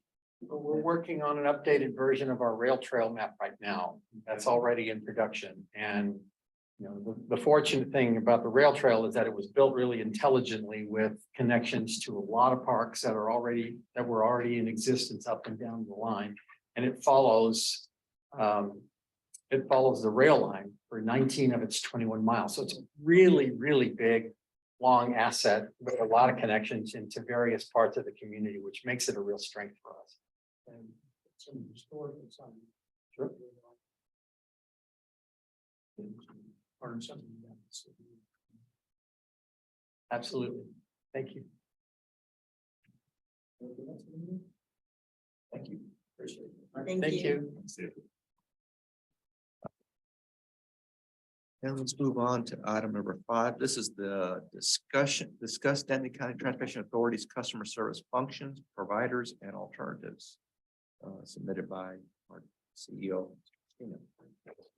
Thank you, Mr. Chairman. I'll ask Brittany to accompany me as needed as we get into any detailed questions or things like that related to the content here. But the purpose of this briefing is just to provide some perspective to the board of directors on how our customer service function operates today and some thoughts that we have about how it should operate in the future. The topic of the conversation is really born out of the question, what do we do in fiscal year 2024 as we think about the need to potentially extend a contract with VIA to provide customer service for the Go Zone service when this year the program budget for that is about $420,000, and we expect that it would be more expensive next year. And as we desire ultimately to do better for our riders and do better for Denton County, this is an obvious evaluation for us to undertake. So really, this is the outline of what that opportunity is today, that our customers get customer service from 2 different locations. If you have a problem with a DC or a question about a DCTA service, if it's a Go Zone question or issue, you contact VIA. If it's anything else related to DCTA, it runs through the NTMC customer service function. And there you see, we expect that contract cost of this year to increase in 2024. And so our way forward is leveraging our key message, driving a better future for Denton County with a consolidated and sourced customer service function. We anticipate the outcomes would be a better customer experience, a better employee experience. I put that on there because our NTMC employees and all of our DCT employees care about the quality of service that we put on the road. I did a stand-up right before Christmas with our team at the DDTC on a Sunday afternoon, because that's the day off that they are not driving on the roads. And that was a big tenor of the conversation, which was, hey, when people call us with Go Zone issues and we can't help them, that doesn't feel good. And we want to be able to help them. And so I commend them for their heart for service for our people. And it's exactly the type of thing that we want to be thinking about as an agency. We think we can get better service quality and control, and also cost efficiencies as a result of making a move like this. So you've got this in your packet, but here, this is just a broad outline of the 2 primary points of contact. That today you can get customer service from DCTA by calling our customer service number, or you can go to the Downtown Denton Transit Center window. Obviously, DTC is staffed by NTMC employees. And if you call customer service, you get a telephone menu. And option 2 connects you seamlessly to VIA from a call center in some place that is not North Texas. And then on the NTMC side, you press any other number, and that's where you get service assistance for the Connect service for UNT. If you have a complaint, if you're trying to get yourself certified as a paratransit or an ADA user of our access service, if you're trying to book a ride on our access service, if you're trying to buy a fare, or you're trying to book a ride through one of our contracted service partners. All that stuff delivered by NTMC telephone customer service. On the GoZone side, common issues are to book a GoZone ride. Recall, you book by the app, but about half the calls that you see here in a second are booked when people call VIA to book a ride without using the app. They also call customer service to find out where their ride is, to provide a complaint or have a general service question. Another really important topic is that, or consideration, is that hours of operation differ for the 2 customer service functions. So customer service for VIA operates anytime VIA is on the road, which you can see is a longer period of time than the customer service function for NTMC. And then the resources that we have assigned under VIA, on the VIA side, we have this customer service contract. So that provides all the manpower, technology, equipment, all that sort of thing. And on NTMC, we have the funding for 5 customer service representatives. The scheduler and mobility assistant are the people who help people get booked into the access system and then provide the booking for access rides, providing those over to operations so that those rides can be dispatched and executed. And then our customer service manager that is overall the operation. Any questions about that? Okay, so also in your packet, you'll see here's the general customer service profile. This is data from the November-December timeframe. However, it's pretty consistent over the course of time. But GoZone call volume, about 2,500 contacts a week. And you see that there. The breakdown of what those people are calling for, about half those calls are for people booking a ride. And then everything else is, where is my ride? Or I wasn't able to get a ride or something like that. Some 10% call for what's my estimated time of arrival, because maybe the app is telling them something different than what they're experiencing on the road. And then there's a whole host of other reasons that take up a very small call volume. On the NTMC side, you see lower call volume overall. This doesn't include the counter contacts, the people that walk up to the window. But those are any issue to do with any of the things that I outlined about what NTMC customer service is providing.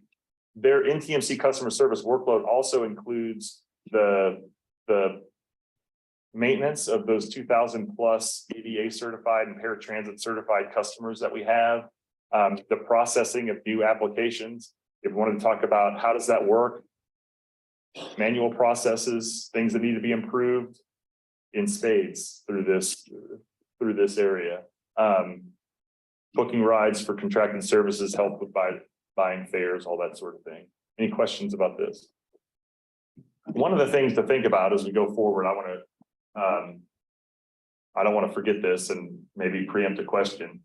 We want to understand why 50% of the GoZone people are calling and who are those people. So one of the questions Javier is talking with VIA about right now is it 1,100 different people, or is it 400 people who are calling multiple times? We don't know that answer, but that's going to be a big part of our transition, because we have to figure out how to transition people from what we have today to what we want to get to seamlessly without an interruption in service, because the last thing we want to do is make customer service worse while we're in the process of making customer service better.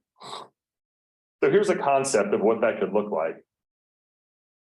One-stop shop for NTMC customer service, booking GoZone rides, doing all the stuff that it does before, or you go to the downtown Denton Transit Center window, and hours of service being expanded across the whole portfolio. So right now, it's not just a cut and paste. Well, let's just give the NTMC folks that we have all these, the access to the VIA portal, because we're not staffed right now to provide those expanded hours of service. They need to be trained, all those sorts of things. So we have to go through the process of understanding how we can make all of this work. And so the hours of operation is one different piece of that. Another piece of it is, where do they physically sit? Our customer service people are right now are sitting over at the bus ops and maintenance building. They're going to be in transition over the DDTC so that our call center is adjacent to the window. That's a move that we can make at little to no cost and help consolidate this function as it evolves. But ultimately, a customer service center, a call center handling the kind of volume that we're talking about should have appropriate equipment, appropriate desks, appropriate headsets, appropriate video interfaces, all those sorts of things that we don't have right now. And so that's the kind of stuff that we have to get figured out through this process. So what we're saying is there's a couple of different resources required to help us modernize this customer service function. Number one is a director of customer service. Right now, we do not have an individual who could be tasked with managing this migration. We have a customer service manager. That person at NTMC is right now involved in executing the day-to-day of the customer service function. And we would expect that she would continue to execute the day-to-day function. But this is regarding the ability to have a leader to shepherd us through the entire process. And then some sort of consultant effort that helps us kind of take a look more holistically at the stuff that I've just laid out there, looking at our existing services, looking at the VOC platform that would have to be adopted into our current technology platform, and then making the recommendations as here's the number of square feet that you would need, here's the number of bodies that you would need, here's how shifts would work, here's how they would be trained, here's how they would be brought up to speed. This is all that to say, this is a significant, if we want to do it correctly, it's a significant effort, but it's an effort that I think is worthy of our customers and of our agency as we progress and mature into the place that we want to be. And then finally, perhaps there's part of this consulting effort is that consultant provides some temporary resources in terms of staffing or manpower to help shepherd us through that process. And so where we are right now as a leadership team, that is me, Brittany, Javier, Maurice, Sherelle, sitting around the table going, okay, who are the right types of resources we could have to help us develop this picture, develop this vision more clearly? What does a job description look like for this type of customer service person? Where are the resources that we could pull from our sister agencies to understand what this looks like on their side? And so that's really the process that we're in right now. But wanted to provide you this as an update and orientation to what we're trying to undertake here and open to feedback and perspective.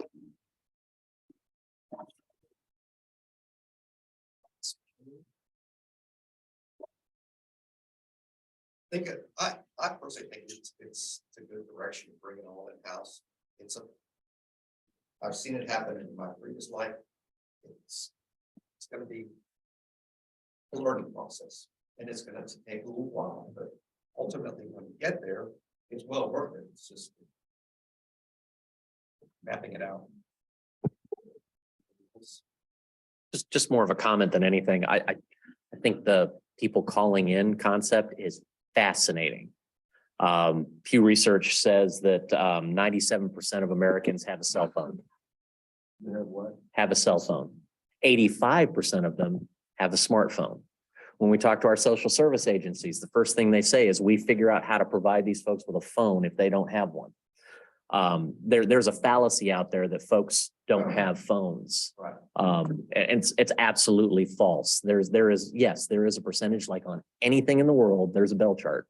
And so, but I just, it's fascinating. And I don't think our ridership skews that way, not that heavily. So I'm really curious to see where that breaks out. I mean, landlines, less than a quarter of our households today have landlines. So people are communicating, people need internet access, so they're doing it somehow. So I hope we dig into that deeply. And I think there's some cost savings and opportunities for success. Like I said, we've asked via the question, can you help us understand if this is 1,100 unique people or 300 unique people who just book a lot of rides? That's going to make a big difference as to how we approach solving the problem. And what device are they using? I think is important as well, because if they're calling you on a smartphone, that's an issue. Thank you for I think this is all great stuff.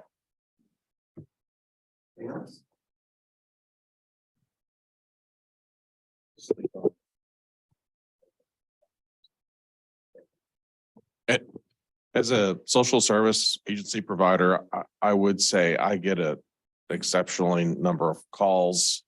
people who have a cell phone, but who are not adept at using an app. I can tell you, Mr. Linder, who's a vet who, you know, is one of many people I've worked over with years. And so, and he's been in a situation where he, you know, his car was broken down. He wanted to use GoZone and just, he physically can't use the app. And this has come up in Denton City Council, and Paul and I have talked about this a couple of times where, like, we had the man who was a quadriplegic at Children's Advocacy Center, and you know, he got to the Children's Advocacy Center, but he couldn't get home. And how do we handle it?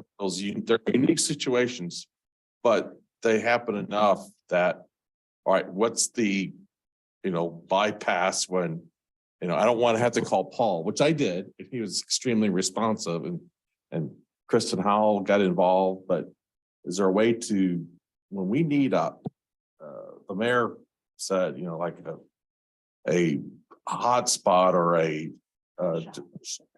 right. And hey, we need to get this person from here to there in a extraordinary situation. I don't know if that infrastructure or that system exists. We probably need to think about that.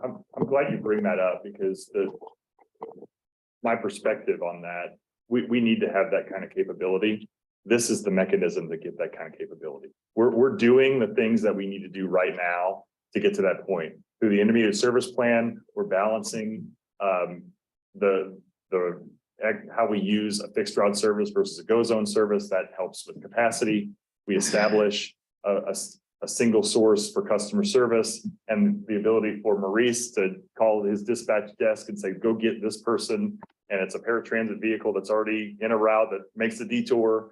That's ultimately what we need to get to. So the good news is we're already thinking about it. It's not a separate thing. It's just making all these different pieces that we have together better.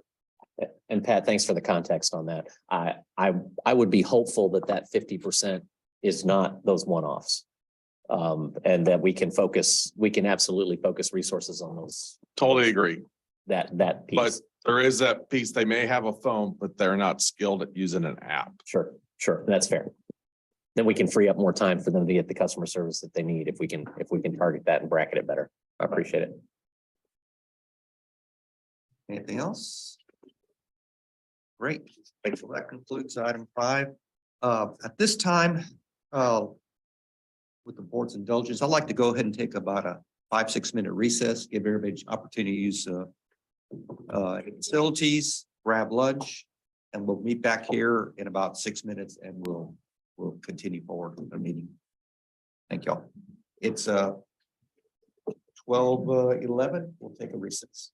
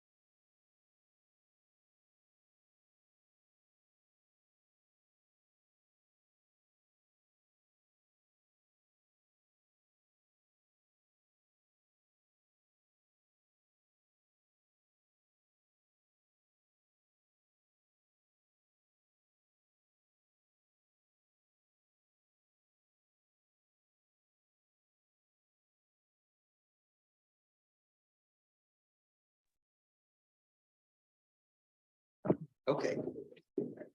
It is 12:31 and we're back from our recess. We will now proceed on to item number 6, discuss transit asset management plan and long-range financial planning. Ms. Evans Jones, she will tee this up. Welcome back. Hello, board members, member of the public, Sherelle Evans Jones, Chief Financial Officer with the Transit Authority. I am here more in a capacity just to kind of tee up this conversation because it is going to have great interface with our upcoming budget process. So I'm glad to be doing this and what I refer to as kind of a super friends capacity. I'm excited to be working with you, Tim, and bringing forth this presentation. What you'll see is some discussion about kind of a small, medium, large approach. In my mind, I have to kind of boil things down and make it easily understandable for my mind. And so that's the way I see it. And what you should anticipate in the upcoming budget season is that we will present some options that show you what that looks like financially from a medium and a large perspective. Because all of this stuff comes back to cash and use of funds, et cetera. And so you should kind of enjoy this presentation or allow Tim to take you through the transit asset management plan and have some discussions around that. And just anticipate that these discussions will filter into our upcoming budget process. So with that, super friend Tim. Thanks, Cheryl. All right. Good afternoon. I'm Tim Palermo. I'm the Planning and Data Analytics Manager here at DCTA. The last summer, we did our first major update of our transit asset management plan, which is a document required by the federal government to ensure that we are good stewards of the capital money they provide to us. It's updated every 4 years. It's improved internally. It does not have to be submitted for review, but it's intended to give us policy guidance and understand the economic requirements associated with our maintaining a state of good repair against all of our assets. It's not in the agenda package, but if you want to take a deeper dive, just ask Keisha. She can get you a PDF of the full plan.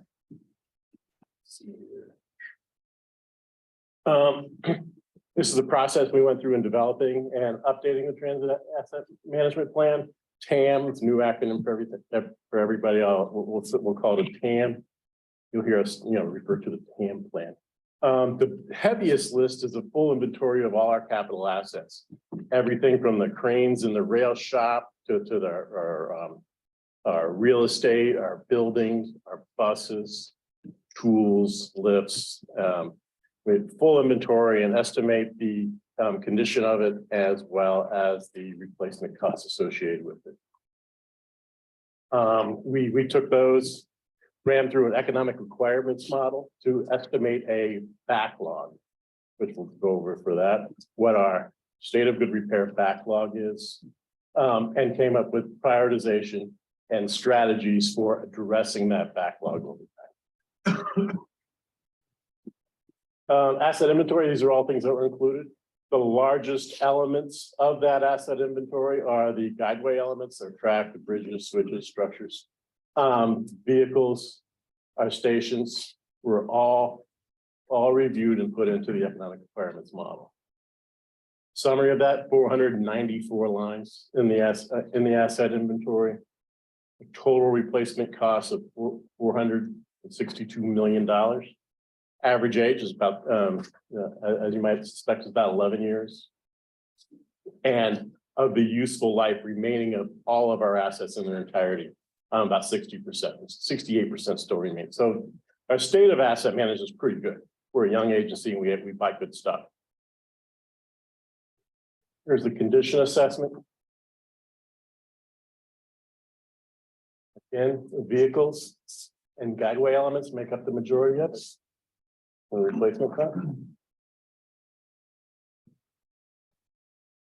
scoring was based on a useful life benchmark for each asset category, which is prescribed by FTA, or we could adopt our own for specific and unique assets. As you can see, by dollar amount, our guideway is the largest. Our backlog consists primarily of vehicles and primarily buses. As we transition to Go Zone, we offloaded some buses and we deferred replacement as we work through the service plan. Here's our backlog. As you can see, we have about a $11 million backlog currently.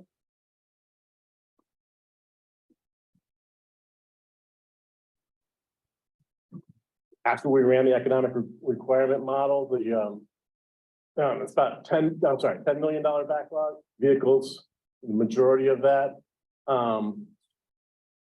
And with our average spending amount that's contained in our long-range financial plan, which is about $5 million, that backlog will grow to about $42.8 million. So out of this transit asset management plan, it'll be a tool which informs our future long-range financial plan, our budget, our long-range service plan, as well as in fleet plan.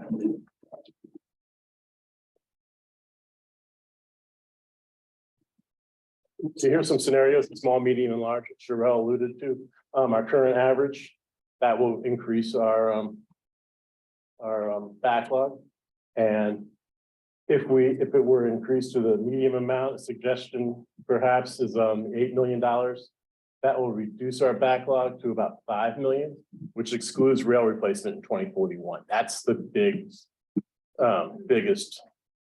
anticipated backlog with the useful life of the rail vehicles.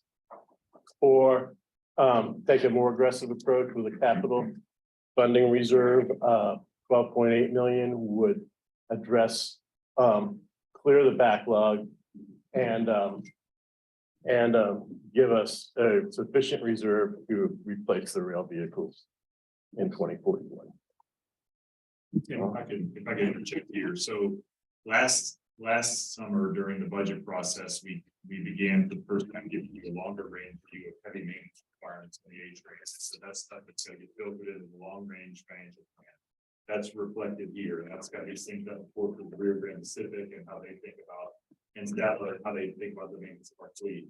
Tim mentioned the bus fleet. Over the course of the last few years, we have not done the type of fleet replacement plan that is really necessary because of uncertainty about what is our bus requirement going to look like. Well, now that policy decision has been set, we now can dive into that and expect in the future board conversation for us to talk about what bus fleet planning looks like, and then the evolution of bus fleet planning from diesel motors to alternative fuels and things like that that might be required from the federal government.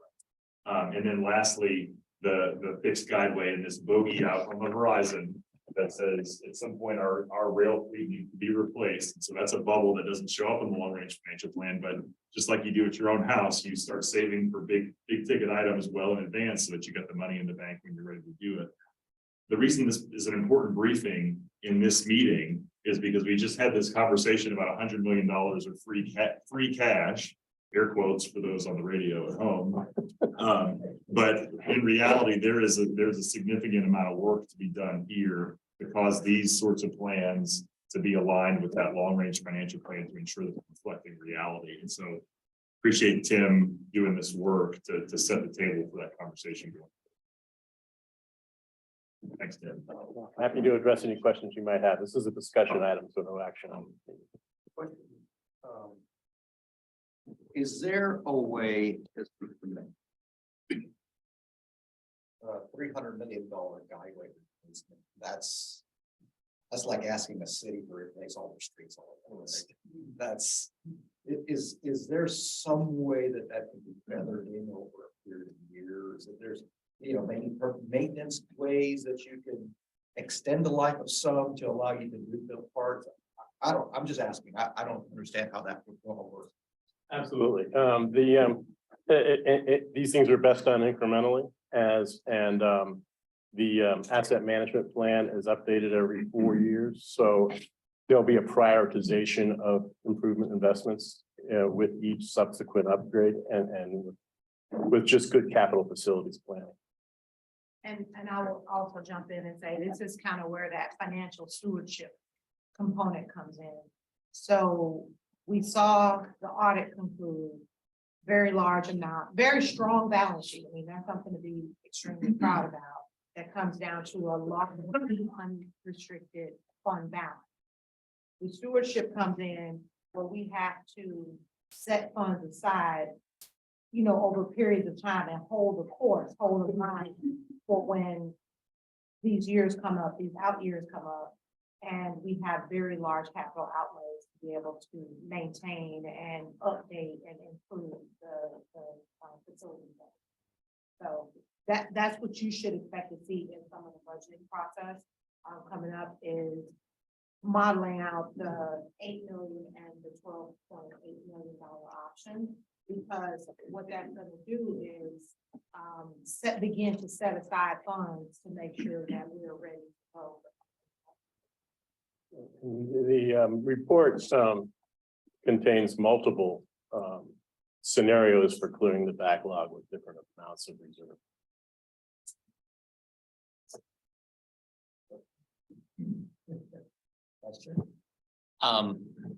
Previous staff had let us know that buses could be purchased with up to 80% federal funds. Is that reflected in any of this conversation, or was that just? The revenue side is not reflected. Okay. These are reflective of existing fleet. This is all existing fleet. Okay, so that takes into account the ones that we've sold off. That takes into account vehicles for UNT. It takes into account the census date of, I think, early August, we call it the census date, where that's the snapshot we took. Snapshot of the fleet. That's Yeah. what we, okay. Does the UNT contract reflect the equipment that is dedicated to them?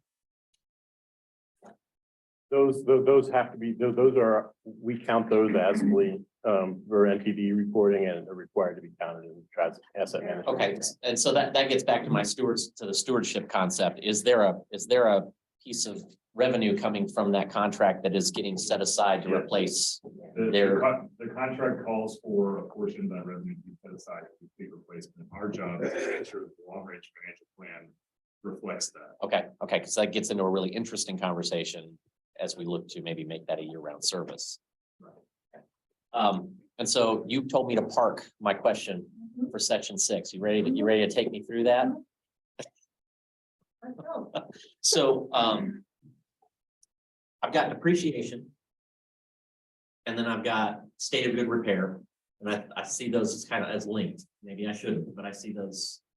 If I'm depreciating by 100,000, I got to get that back up to another, or I've got to put enough aside to balance that out. Where are those? Where's that money? Where is it being set aside? How do I see it in the documentation? You know, okay, we're putting aside, let's just pick the 12.8 number. Where does that show up? Is it a line item? Is it just in the general fund sitting there waiting to be spent? How do we account for that? So you know how on the financial statements, they showed an amount that was 100 million unreserved, and it showed like a 224 or something that was reserved for capital, piece of capital.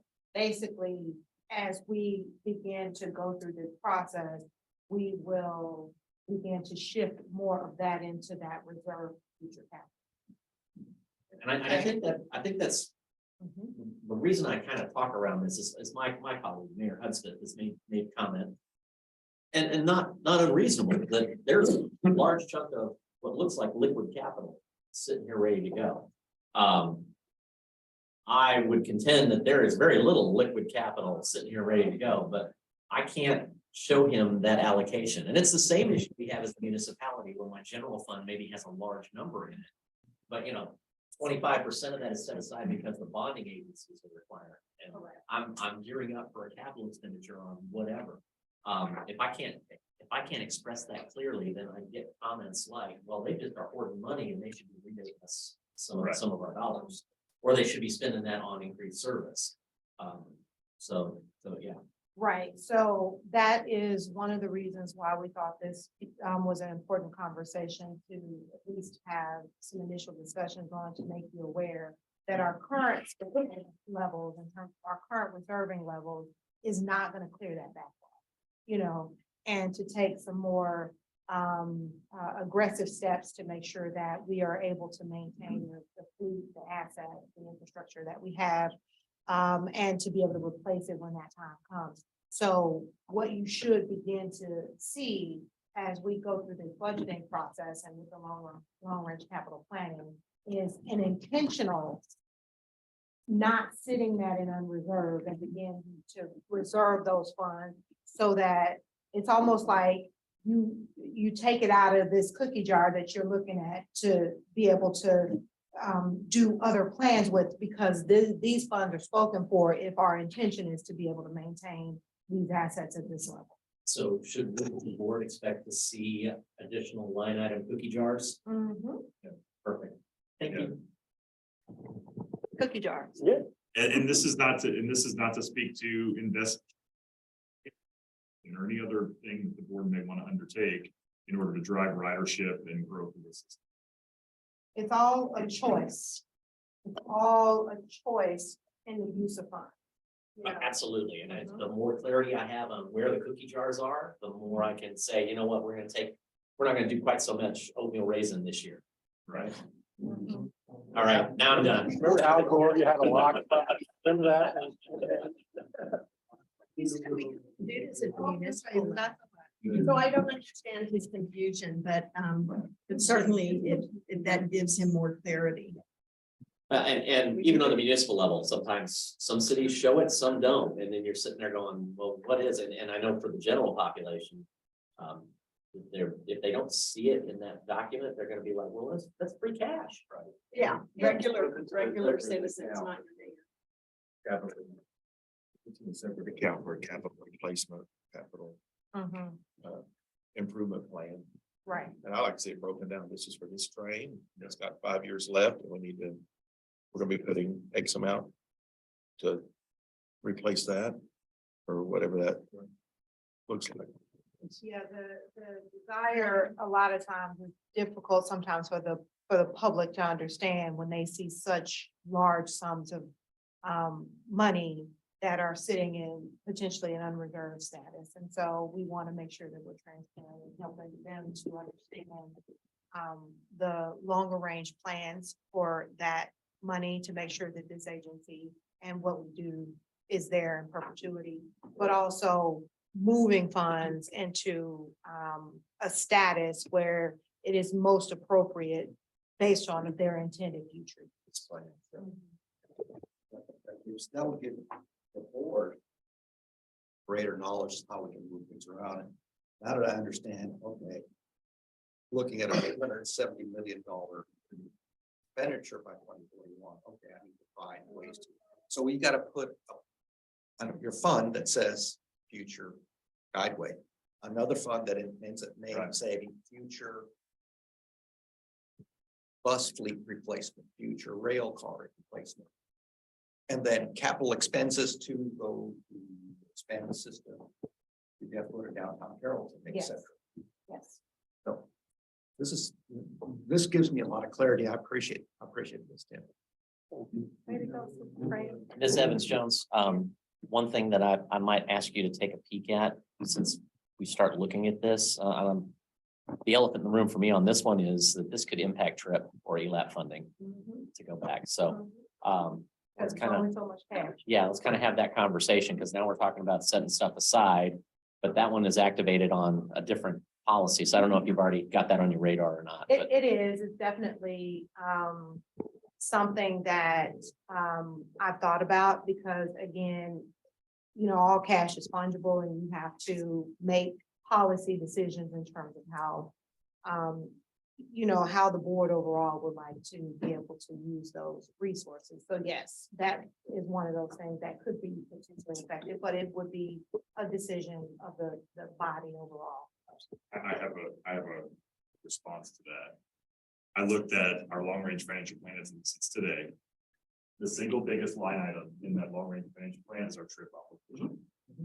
And that's a problem for our agency, because it means that we have not captured all of these things and put it in there. Now, I think that all of these things can fit together in the future state, but it will be really important to make sure that the things that get funded under the trip program coincide with a cohesive long-range service plan that this board is confident will drive safety, service, or ridership outcomes, which is what we say we're all about.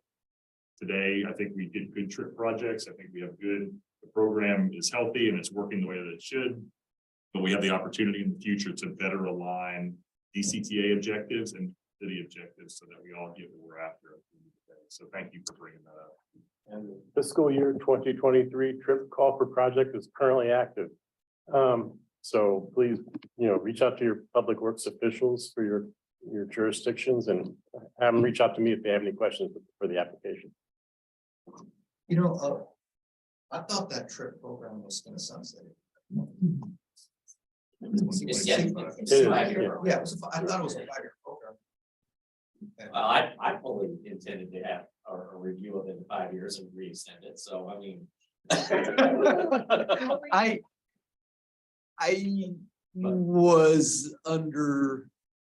thought, okay, putting the elephant in the room, I kind of thought when we first passed it, I thought to myself, I don't know, we had talked about long-term thinking, but I was thinking, well, after 5 years, when we reassess this, maybe we don't do this anymore, or we curtail it, but anyway. There's fair conversation to have around that. That's a discussion. Rollovers are getting substantial Yeah, now. and They're I only think 3 that- years. And not to get ahead of ourselves or go off topic of the agenda item, I think that, I know. No, it's not kitchen. It's not kitchen.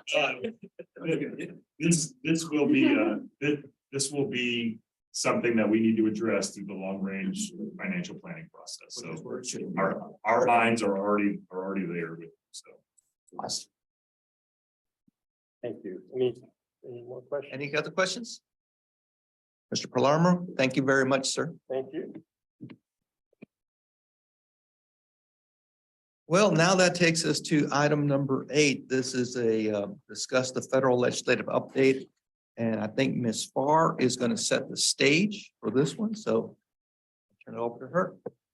Paging Mr. Gilio. Mr. Gilio. Good afternoon. Good afternoon, Mr. Chair, ladies and gentlemen of the board, Brittany Farr, Senior Director of Engagement and Administration. Very small role for me today. I am just here to introduce our federal relations consultant, Mr. Chris Gilio from Capital Edge. Mr. Gilio has been with us for quite some time, but this is the first time he has made the trip down to the DFW region following the COVID-19 pandemic. Thought we'd get him out of the Northeast and get him into the 80-degree weather so he could be here in person. Get all the time. It definitely was not icing this time last year. I don't think Northeast is gonna claim DC. And it's kind of like that weird in between, right? So, but anyway, we wanted to bring Mr. Gilio in today to give an in-person update on some of the activities that are transpiring in DC with our federal delegation and answer any questions that you may have. So with that, Chris, here's your clicker. I'll turn it over to you. Thanks, Brittany. It is great to be here. Thank you for having me. It's nice to get out of DC and although I guess DC and Texas are not on this crazy weather pattern that's going on just north of us. So I'm thankful for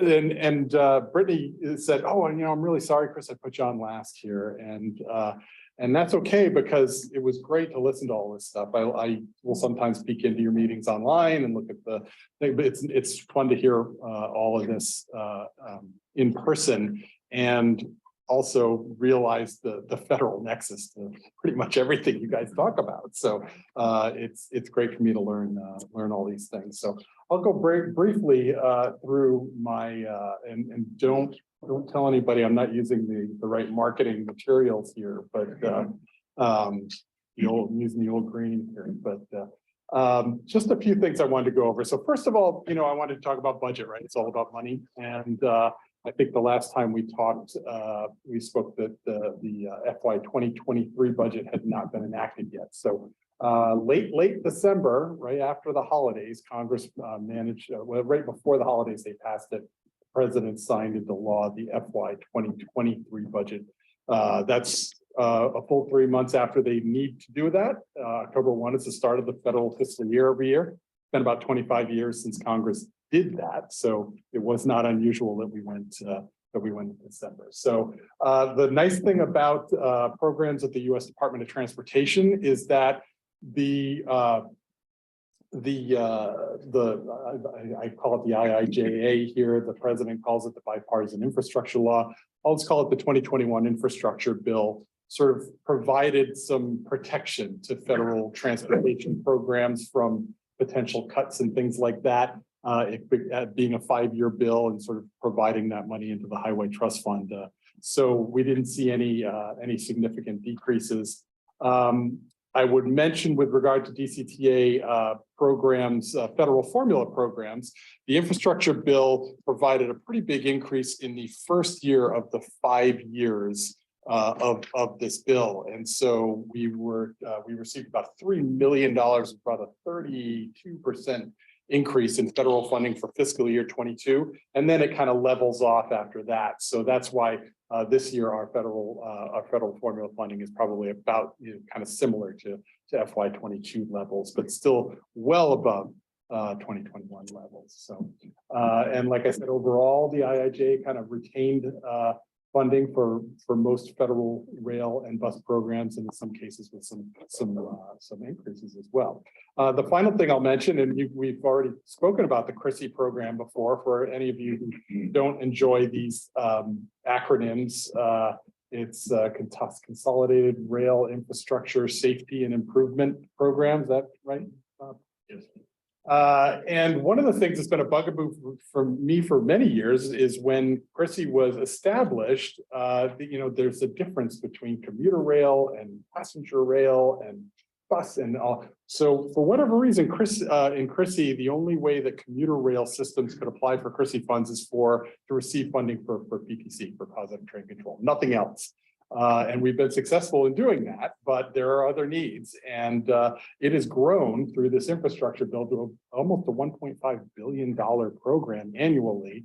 And so it was frustrating to me that we couldn't compete outside of PTC, but Congress in this year, in FY23, and hopefully they'll continue this on, is allowing other rail types of programs to be eligible. So I thought that was a good win in a budget that looked, pretty stable in general for FRA and DOT.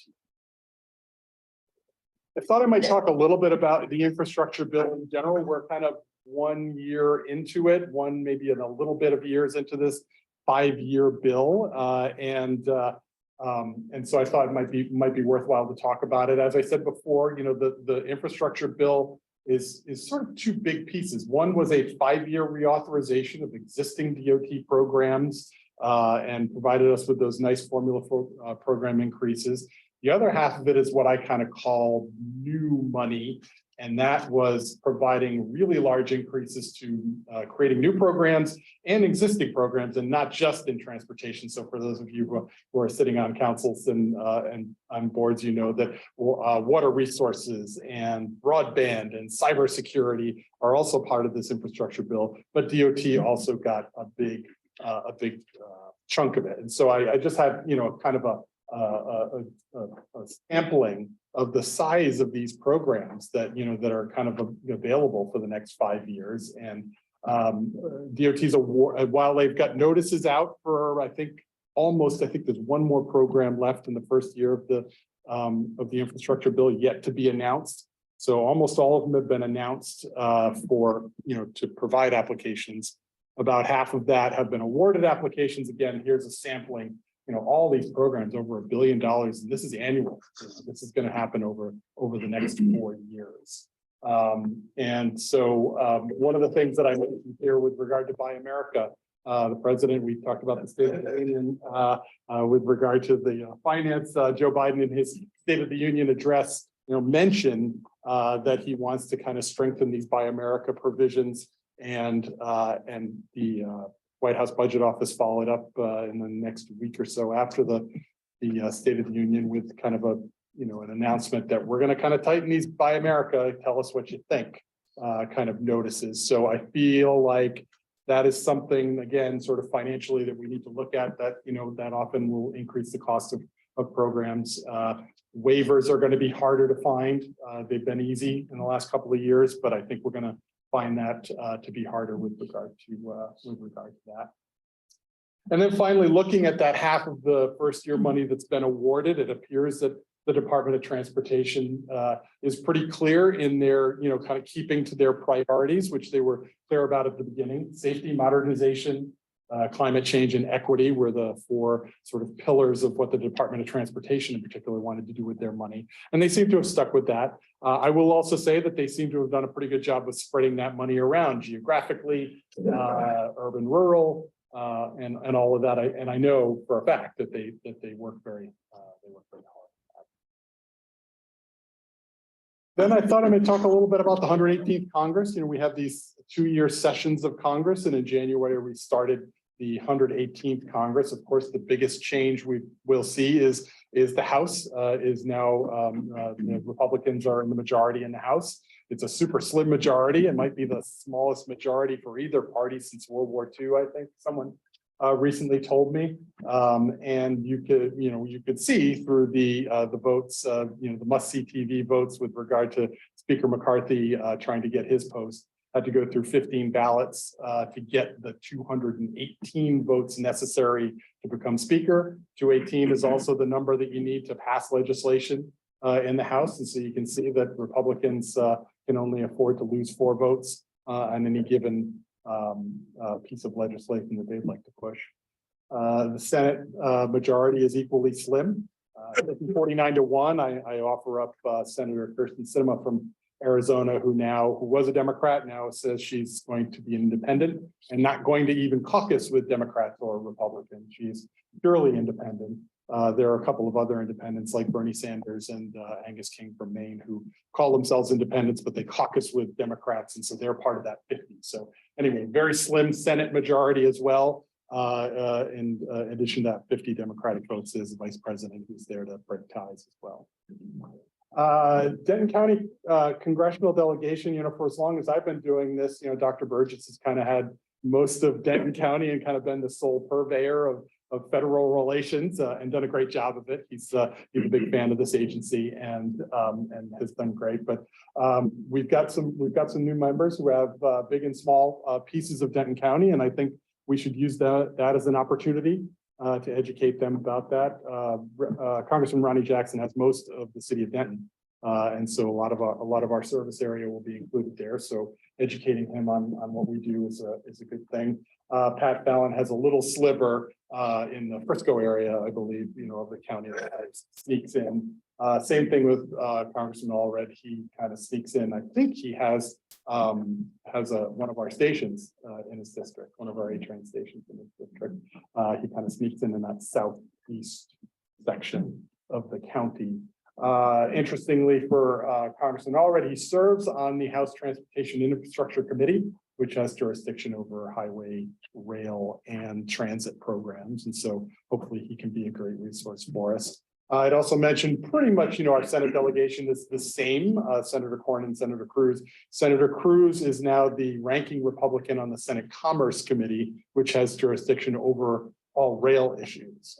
So again, he'll be important to, keep up to date on all the things that we do with regard to the A-train. And then finally, I would say this year, it's going to be a very sort of narrow focus overall in Congress this year on budget issues. As you probably know, we have a federal debt limit that we've exceeded. The Treasury Department is taking what maybe the finance office can tell us what it means to do extraordinary measures once you can't pay your bills. I wish I could, use extraordinary measures when my mortgage is due, but I can't. But we're doing that, and we're probably going to come to some sort of things are going to come to a head this summer, where the Treasury Department is going to say we can't use extraordinary measures. Congress, you need to raise this debt limit. You've probably seen that Republicans in Congress are wanting to couple raising the debt limit with some long-term deficit reduction. And it's pretty significant. Some reports are somewhere around $10 trillion over 10 years that they'd like to trim from the federal budget. The reason I mention that here is that there is potential impacts on this, the transportation programs, the infrastructure law. When questioned on what, what they would like to cut over those 10 years, most of the Republicans have said, we would like to keep Social Security, whole. We would like to keep Medicare, Medicaid whole. And they've also now sort of talking about defense as well, kind of keeping that harmless or even increasing that. And so what that leaves is a pretty narrow portion of the federal government in which to obtain that savings. Probably about 30% of it, and the Department of Transportation budget is right in there. And so I foresee some making a claim that maybe we take back some of that infrastructure bill money to provide long-term deficit reduction savings. I think that this president would probably veto those, but those are going to be proposals we're going to see. There are these. Earlier, I said the infrastructure law funding was kind of protected in a way with that 5-year bill. This big, large scale deficit reduction could play into that where we might see some cuts down the line. So just something to think about and something I watch very closely. So that was about it for me. But had any questions about this or anything else I missed or any of the other sort of federal issues that you guys have talked about all day today, happy to kind of help out. Chris. Any ideas on federal funding for this A-train corridor concept that we had? Yeah, it was, I told Paul when we were breaking for lunch, as a transit nerd, I got goosebumps thinking about, this program. It's really exciting stuff. And there are, like I mentioned before, Chrissy is now sort of opened up to commuter rail outside of PTC. There are a couple of other, there are programs for quiet zones and rail crossings and for purchasing rail vehicles. Right now, the early returns on a lot of the rail money from FRA has been legacy systems. They've been getting a lot of that, sort of the Chicago, New Yorks, because of their infrastructure kind of failing. But hopefully, as the years go on, they're going to start opening that up to other systems. But I do see openings. The unfortunate part about it is these are all very, even though I was talking earlier about billion-dollar programs, they're all still very, very competitive. I think we compete really well on the federal level, but they are very competitive. And so there may be cases where we have to kind of look and say, okay, here's the avenue we want to go, with regard to a grant program, and maybe not do this one this year for various reasons. So, but there are opportunities out there. To that point, Chris, when I first met you, I said, it was about a year ago, I said, hey, give us a year and we're gonna have something to go after. So now we have something to go after. So now you can begin to digest that program of projects and looking at all the various programs and start helping us. And we're gonna enlist his help to fill out that matrix. So here's what's eligible. Yeah. And there are many, at the FRA, I think there's something like $60 billion over 12 years that the FRA got in the infrastructure bill. I will say that probably about half of that's going to go to Amtrak. But that still leaves about $30 billion that, that is competitive that we can go for. Things like Chrissy, station improvements, rail purchases, rail improvements, things like that. So Chris, I cannot remember the year. It was pre-COVID. Yeah. But to me, there is nothing like the opportunity of visiting face to face. And when we were there, you took us and we got to meet with the FRA, the FTA. I mean, you came home with $600,000 for a TOD study. I did, which I would like a lot more for other things that we're doing. Yeah. And then like APTA, when we were able not to do the fly-in, I kind of called in to the representatives. But I really, the board, we've got to go face to face with these people. There is nothing more empowering than sitting there and telling our story. They were like, oh my goodness. And we kept those relationships going. And so I think Brittany's probably going to address that. Yes, she knows, yes, she reads my mind, I guess. It's a resume skill. Yes, ma'am. We fully intend to make the voyage up to DC to start pitching these projects. Chris, Paul and I talked a little bit about the upcoming after legislative meeting, which is in the March timeframe. Does that make sense to go up and start talking to these legislators? And two things are kind of going on in the background. One, you kind of get lost in the shuffle when you go and meet with your legislators during after leg, because everyone's there. They're just, yeah, it's great to meet you. But also, we've been waiting to get a solid plan. We need to know what we're going up there to ask them for. And so as Paul alluded to, now that everything's starting to come together on what our long-term plans are, what our long-term financial needs are, I would anticipate maybe even this fall, a trip for members of the board to go up to DC with leadership and start talking about some of the projects we anticipate applying for as soon as the next fiscal year. So great question, and we'll be sure to keep the board updated as we make those preparations. Yes, and thank you for that, because I think we got a lot more done, not going necessarily with after. We can still participate in what they do, but we need to go on our own. Yes, thank you. absolutely. Yes, ma'am. Comments, Chris? Thank you again, Chris. Thank you. Thank you. Great to be here. With that, takes us to item number 8, discuss local or regional transportation updates, legislative issues. We didn't have a DRMC meeting because of the ice storm, and I didn't make it anyway. We are coming up on DCTA days. That's March 20th, which will be right behind and in conjunction with Denton County Days, which is March 21st and 22nd. Is there anything else, Dan? Does RTC have anything? Yes, we had our RTC meeting, and one of the things that we discussed was the education campaign for transportation initiatives, and it was our phase 2. It was a request of over $1 million in funding for education campaigns for transportation initiatives, the phase 2 in fiscal year 23. And one of the initiatives is to assist transit agencies with recouping ridership following COVID. And that was approved. And we also discussed the changing mobility data, insights, delivering innovative projects during COVID.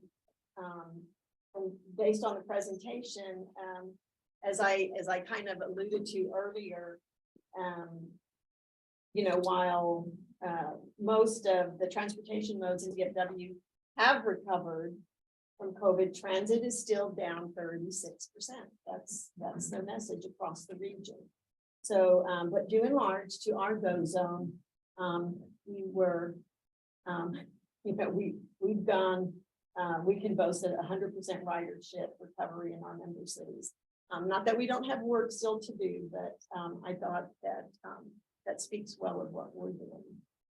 We also discussed the Cotton Belt Trail phase 1 and phase 2. And I think if you just kind of boiled it all down, it's like about the silver line. And so it had multiple components, but all of them related to the dark silver line, either through accompanying trail projects or betterment wall extension along Plano.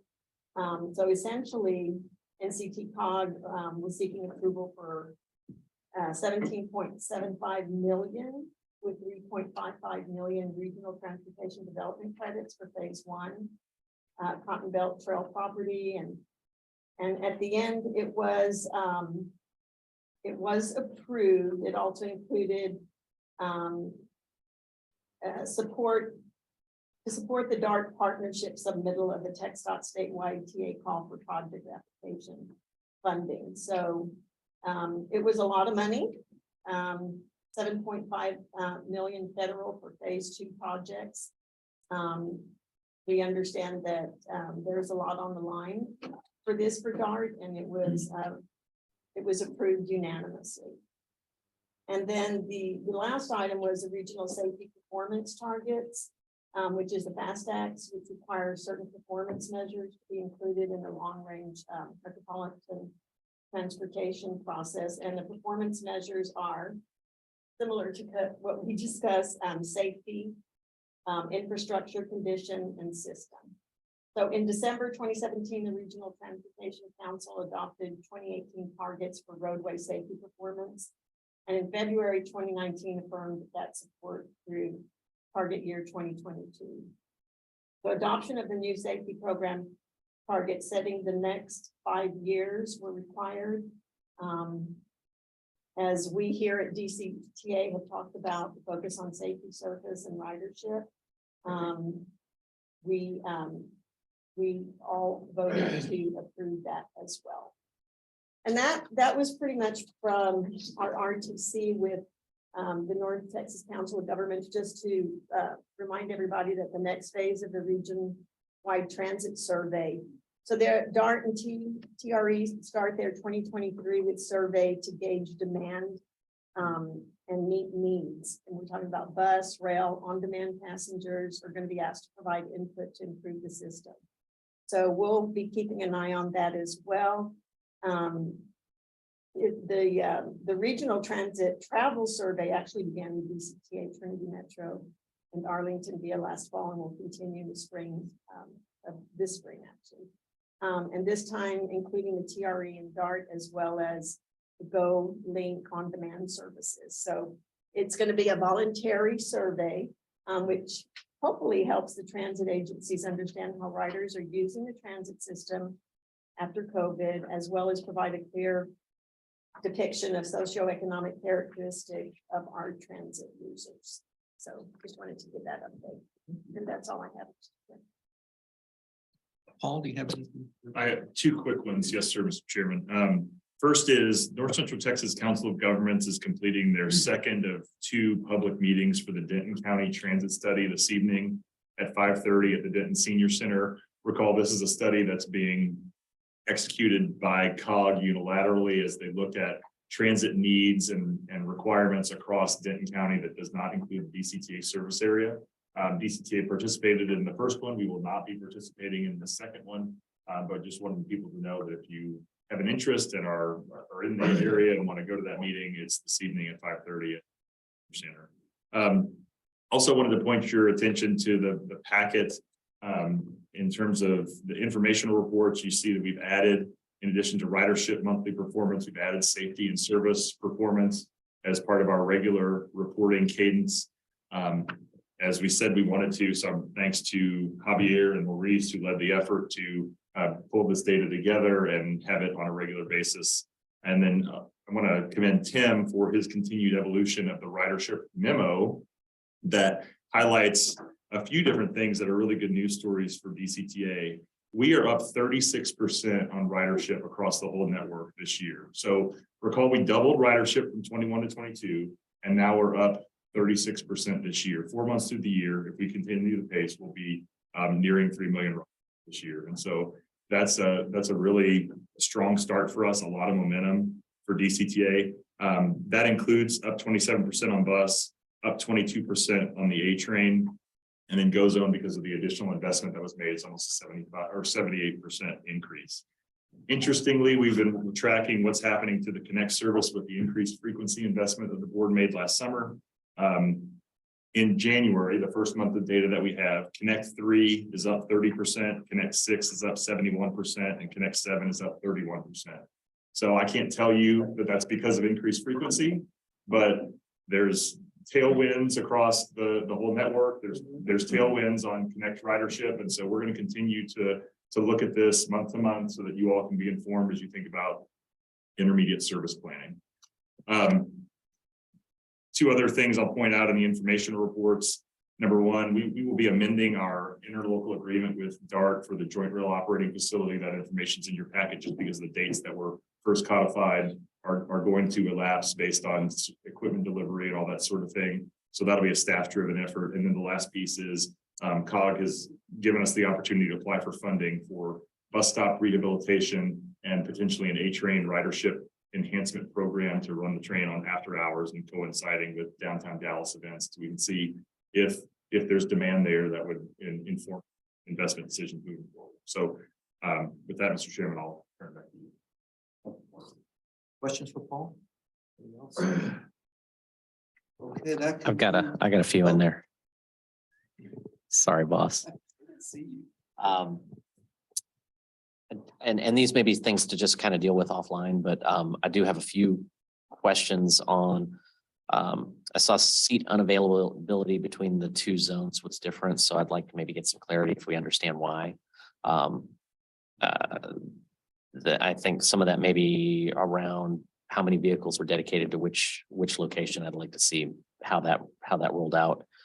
I'm curious why, if we've got an idea of why the on-time performance was so low, I think on our Connect system in January. I'm not sure if we've done a postmortem on that. This is a systemic issue, and the reason that we're changing, that we are making the steps that we're making. And so Maurice and I are in regular coordination. If we are going to provide a high frequency bus network, then it has to run on time. So Yeah, we are moving the pieces across the NTMC organization that are needed to deliver service that's on time. And the other one was on that COG grant funding. We have Go Zone service that's extended to allow for that late night connectivity. So I'm just a little concerned that maybe there's overlap in spending there. I'm not sure if you guys have kind of worked through all that. If we were awarded funds for this enhanced service hour on the A train, then we would have the ability to change the other parts of our service to make sure that we're not double dipping. Okay. So we first have to make the submittal. Gotta win it. And then the board would have the opportunity, obviously, to approve the funding, at which time we would demonstrate we've taken the late night service off and we're going to run these trains on these events and all that stuff. So Thanks, Paul. Anything else for anybody? All right, you have the information reports at your place for your perusal. The next item is future agenda items, board member requests. We will, staff will discuss proposed future agenda items. Board members may request any informational items. That's what's just done right now. The next regular board meeting is March 23rd, 2023, unless there's a desire from the board to change that date. Just reminding you that March 20th, 21st, and 22nd is the DCTA days and the Deadly County days. So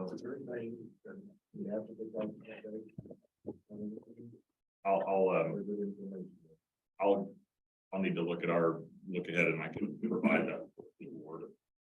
It'd be difficult to reschedule a March board meeting at this date. So potentially the decision could be made to not do the March board meeting. We'll advise what we think. Understood. yeah, no, it's just, because of all the stuff. Right. I need to look at the outlook and. Okay. Report on items of community interest. I think, Dan, you want to speak, or you already said? Got to spoke. Pursuant to Texas Government Section 551.0415, board director may report on the following items. And you can all read it yourself. Is there anything from any of the board members that want to report on items of community interest or our CEO? Okay, seeing none. Then we will convene an executive session pursuant to section 551.074 of the Texas Government Code, personnel matters. The board will convene into executive session to discuss the duties and evaluation of executive officers and mid-year performance review. Pursuant to section 501.072 of the Texas Government Code, real property, the board will convene into closed executive session to discuss generally located at lot 1, block A of Denton County Transportation Code, Hebron Station Edition.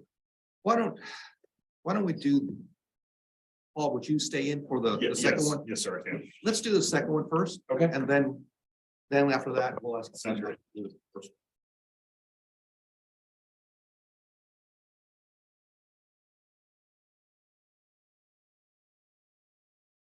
26 p.m.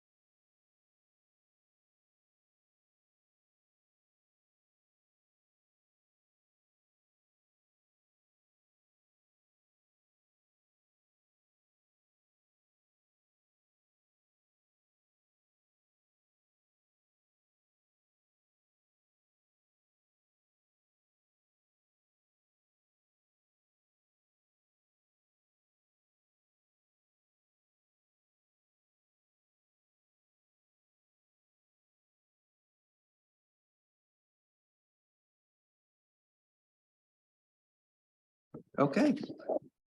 It is 2:50 PM and we're reconvening from executive session. There is no action to take under executive session. So at this time, I'll entertain a motion to adjourn meeting. Motion to adjourn. Second, motion and second, all in favor, by acclamation, we adjourn 2:50 PM. Oh, my.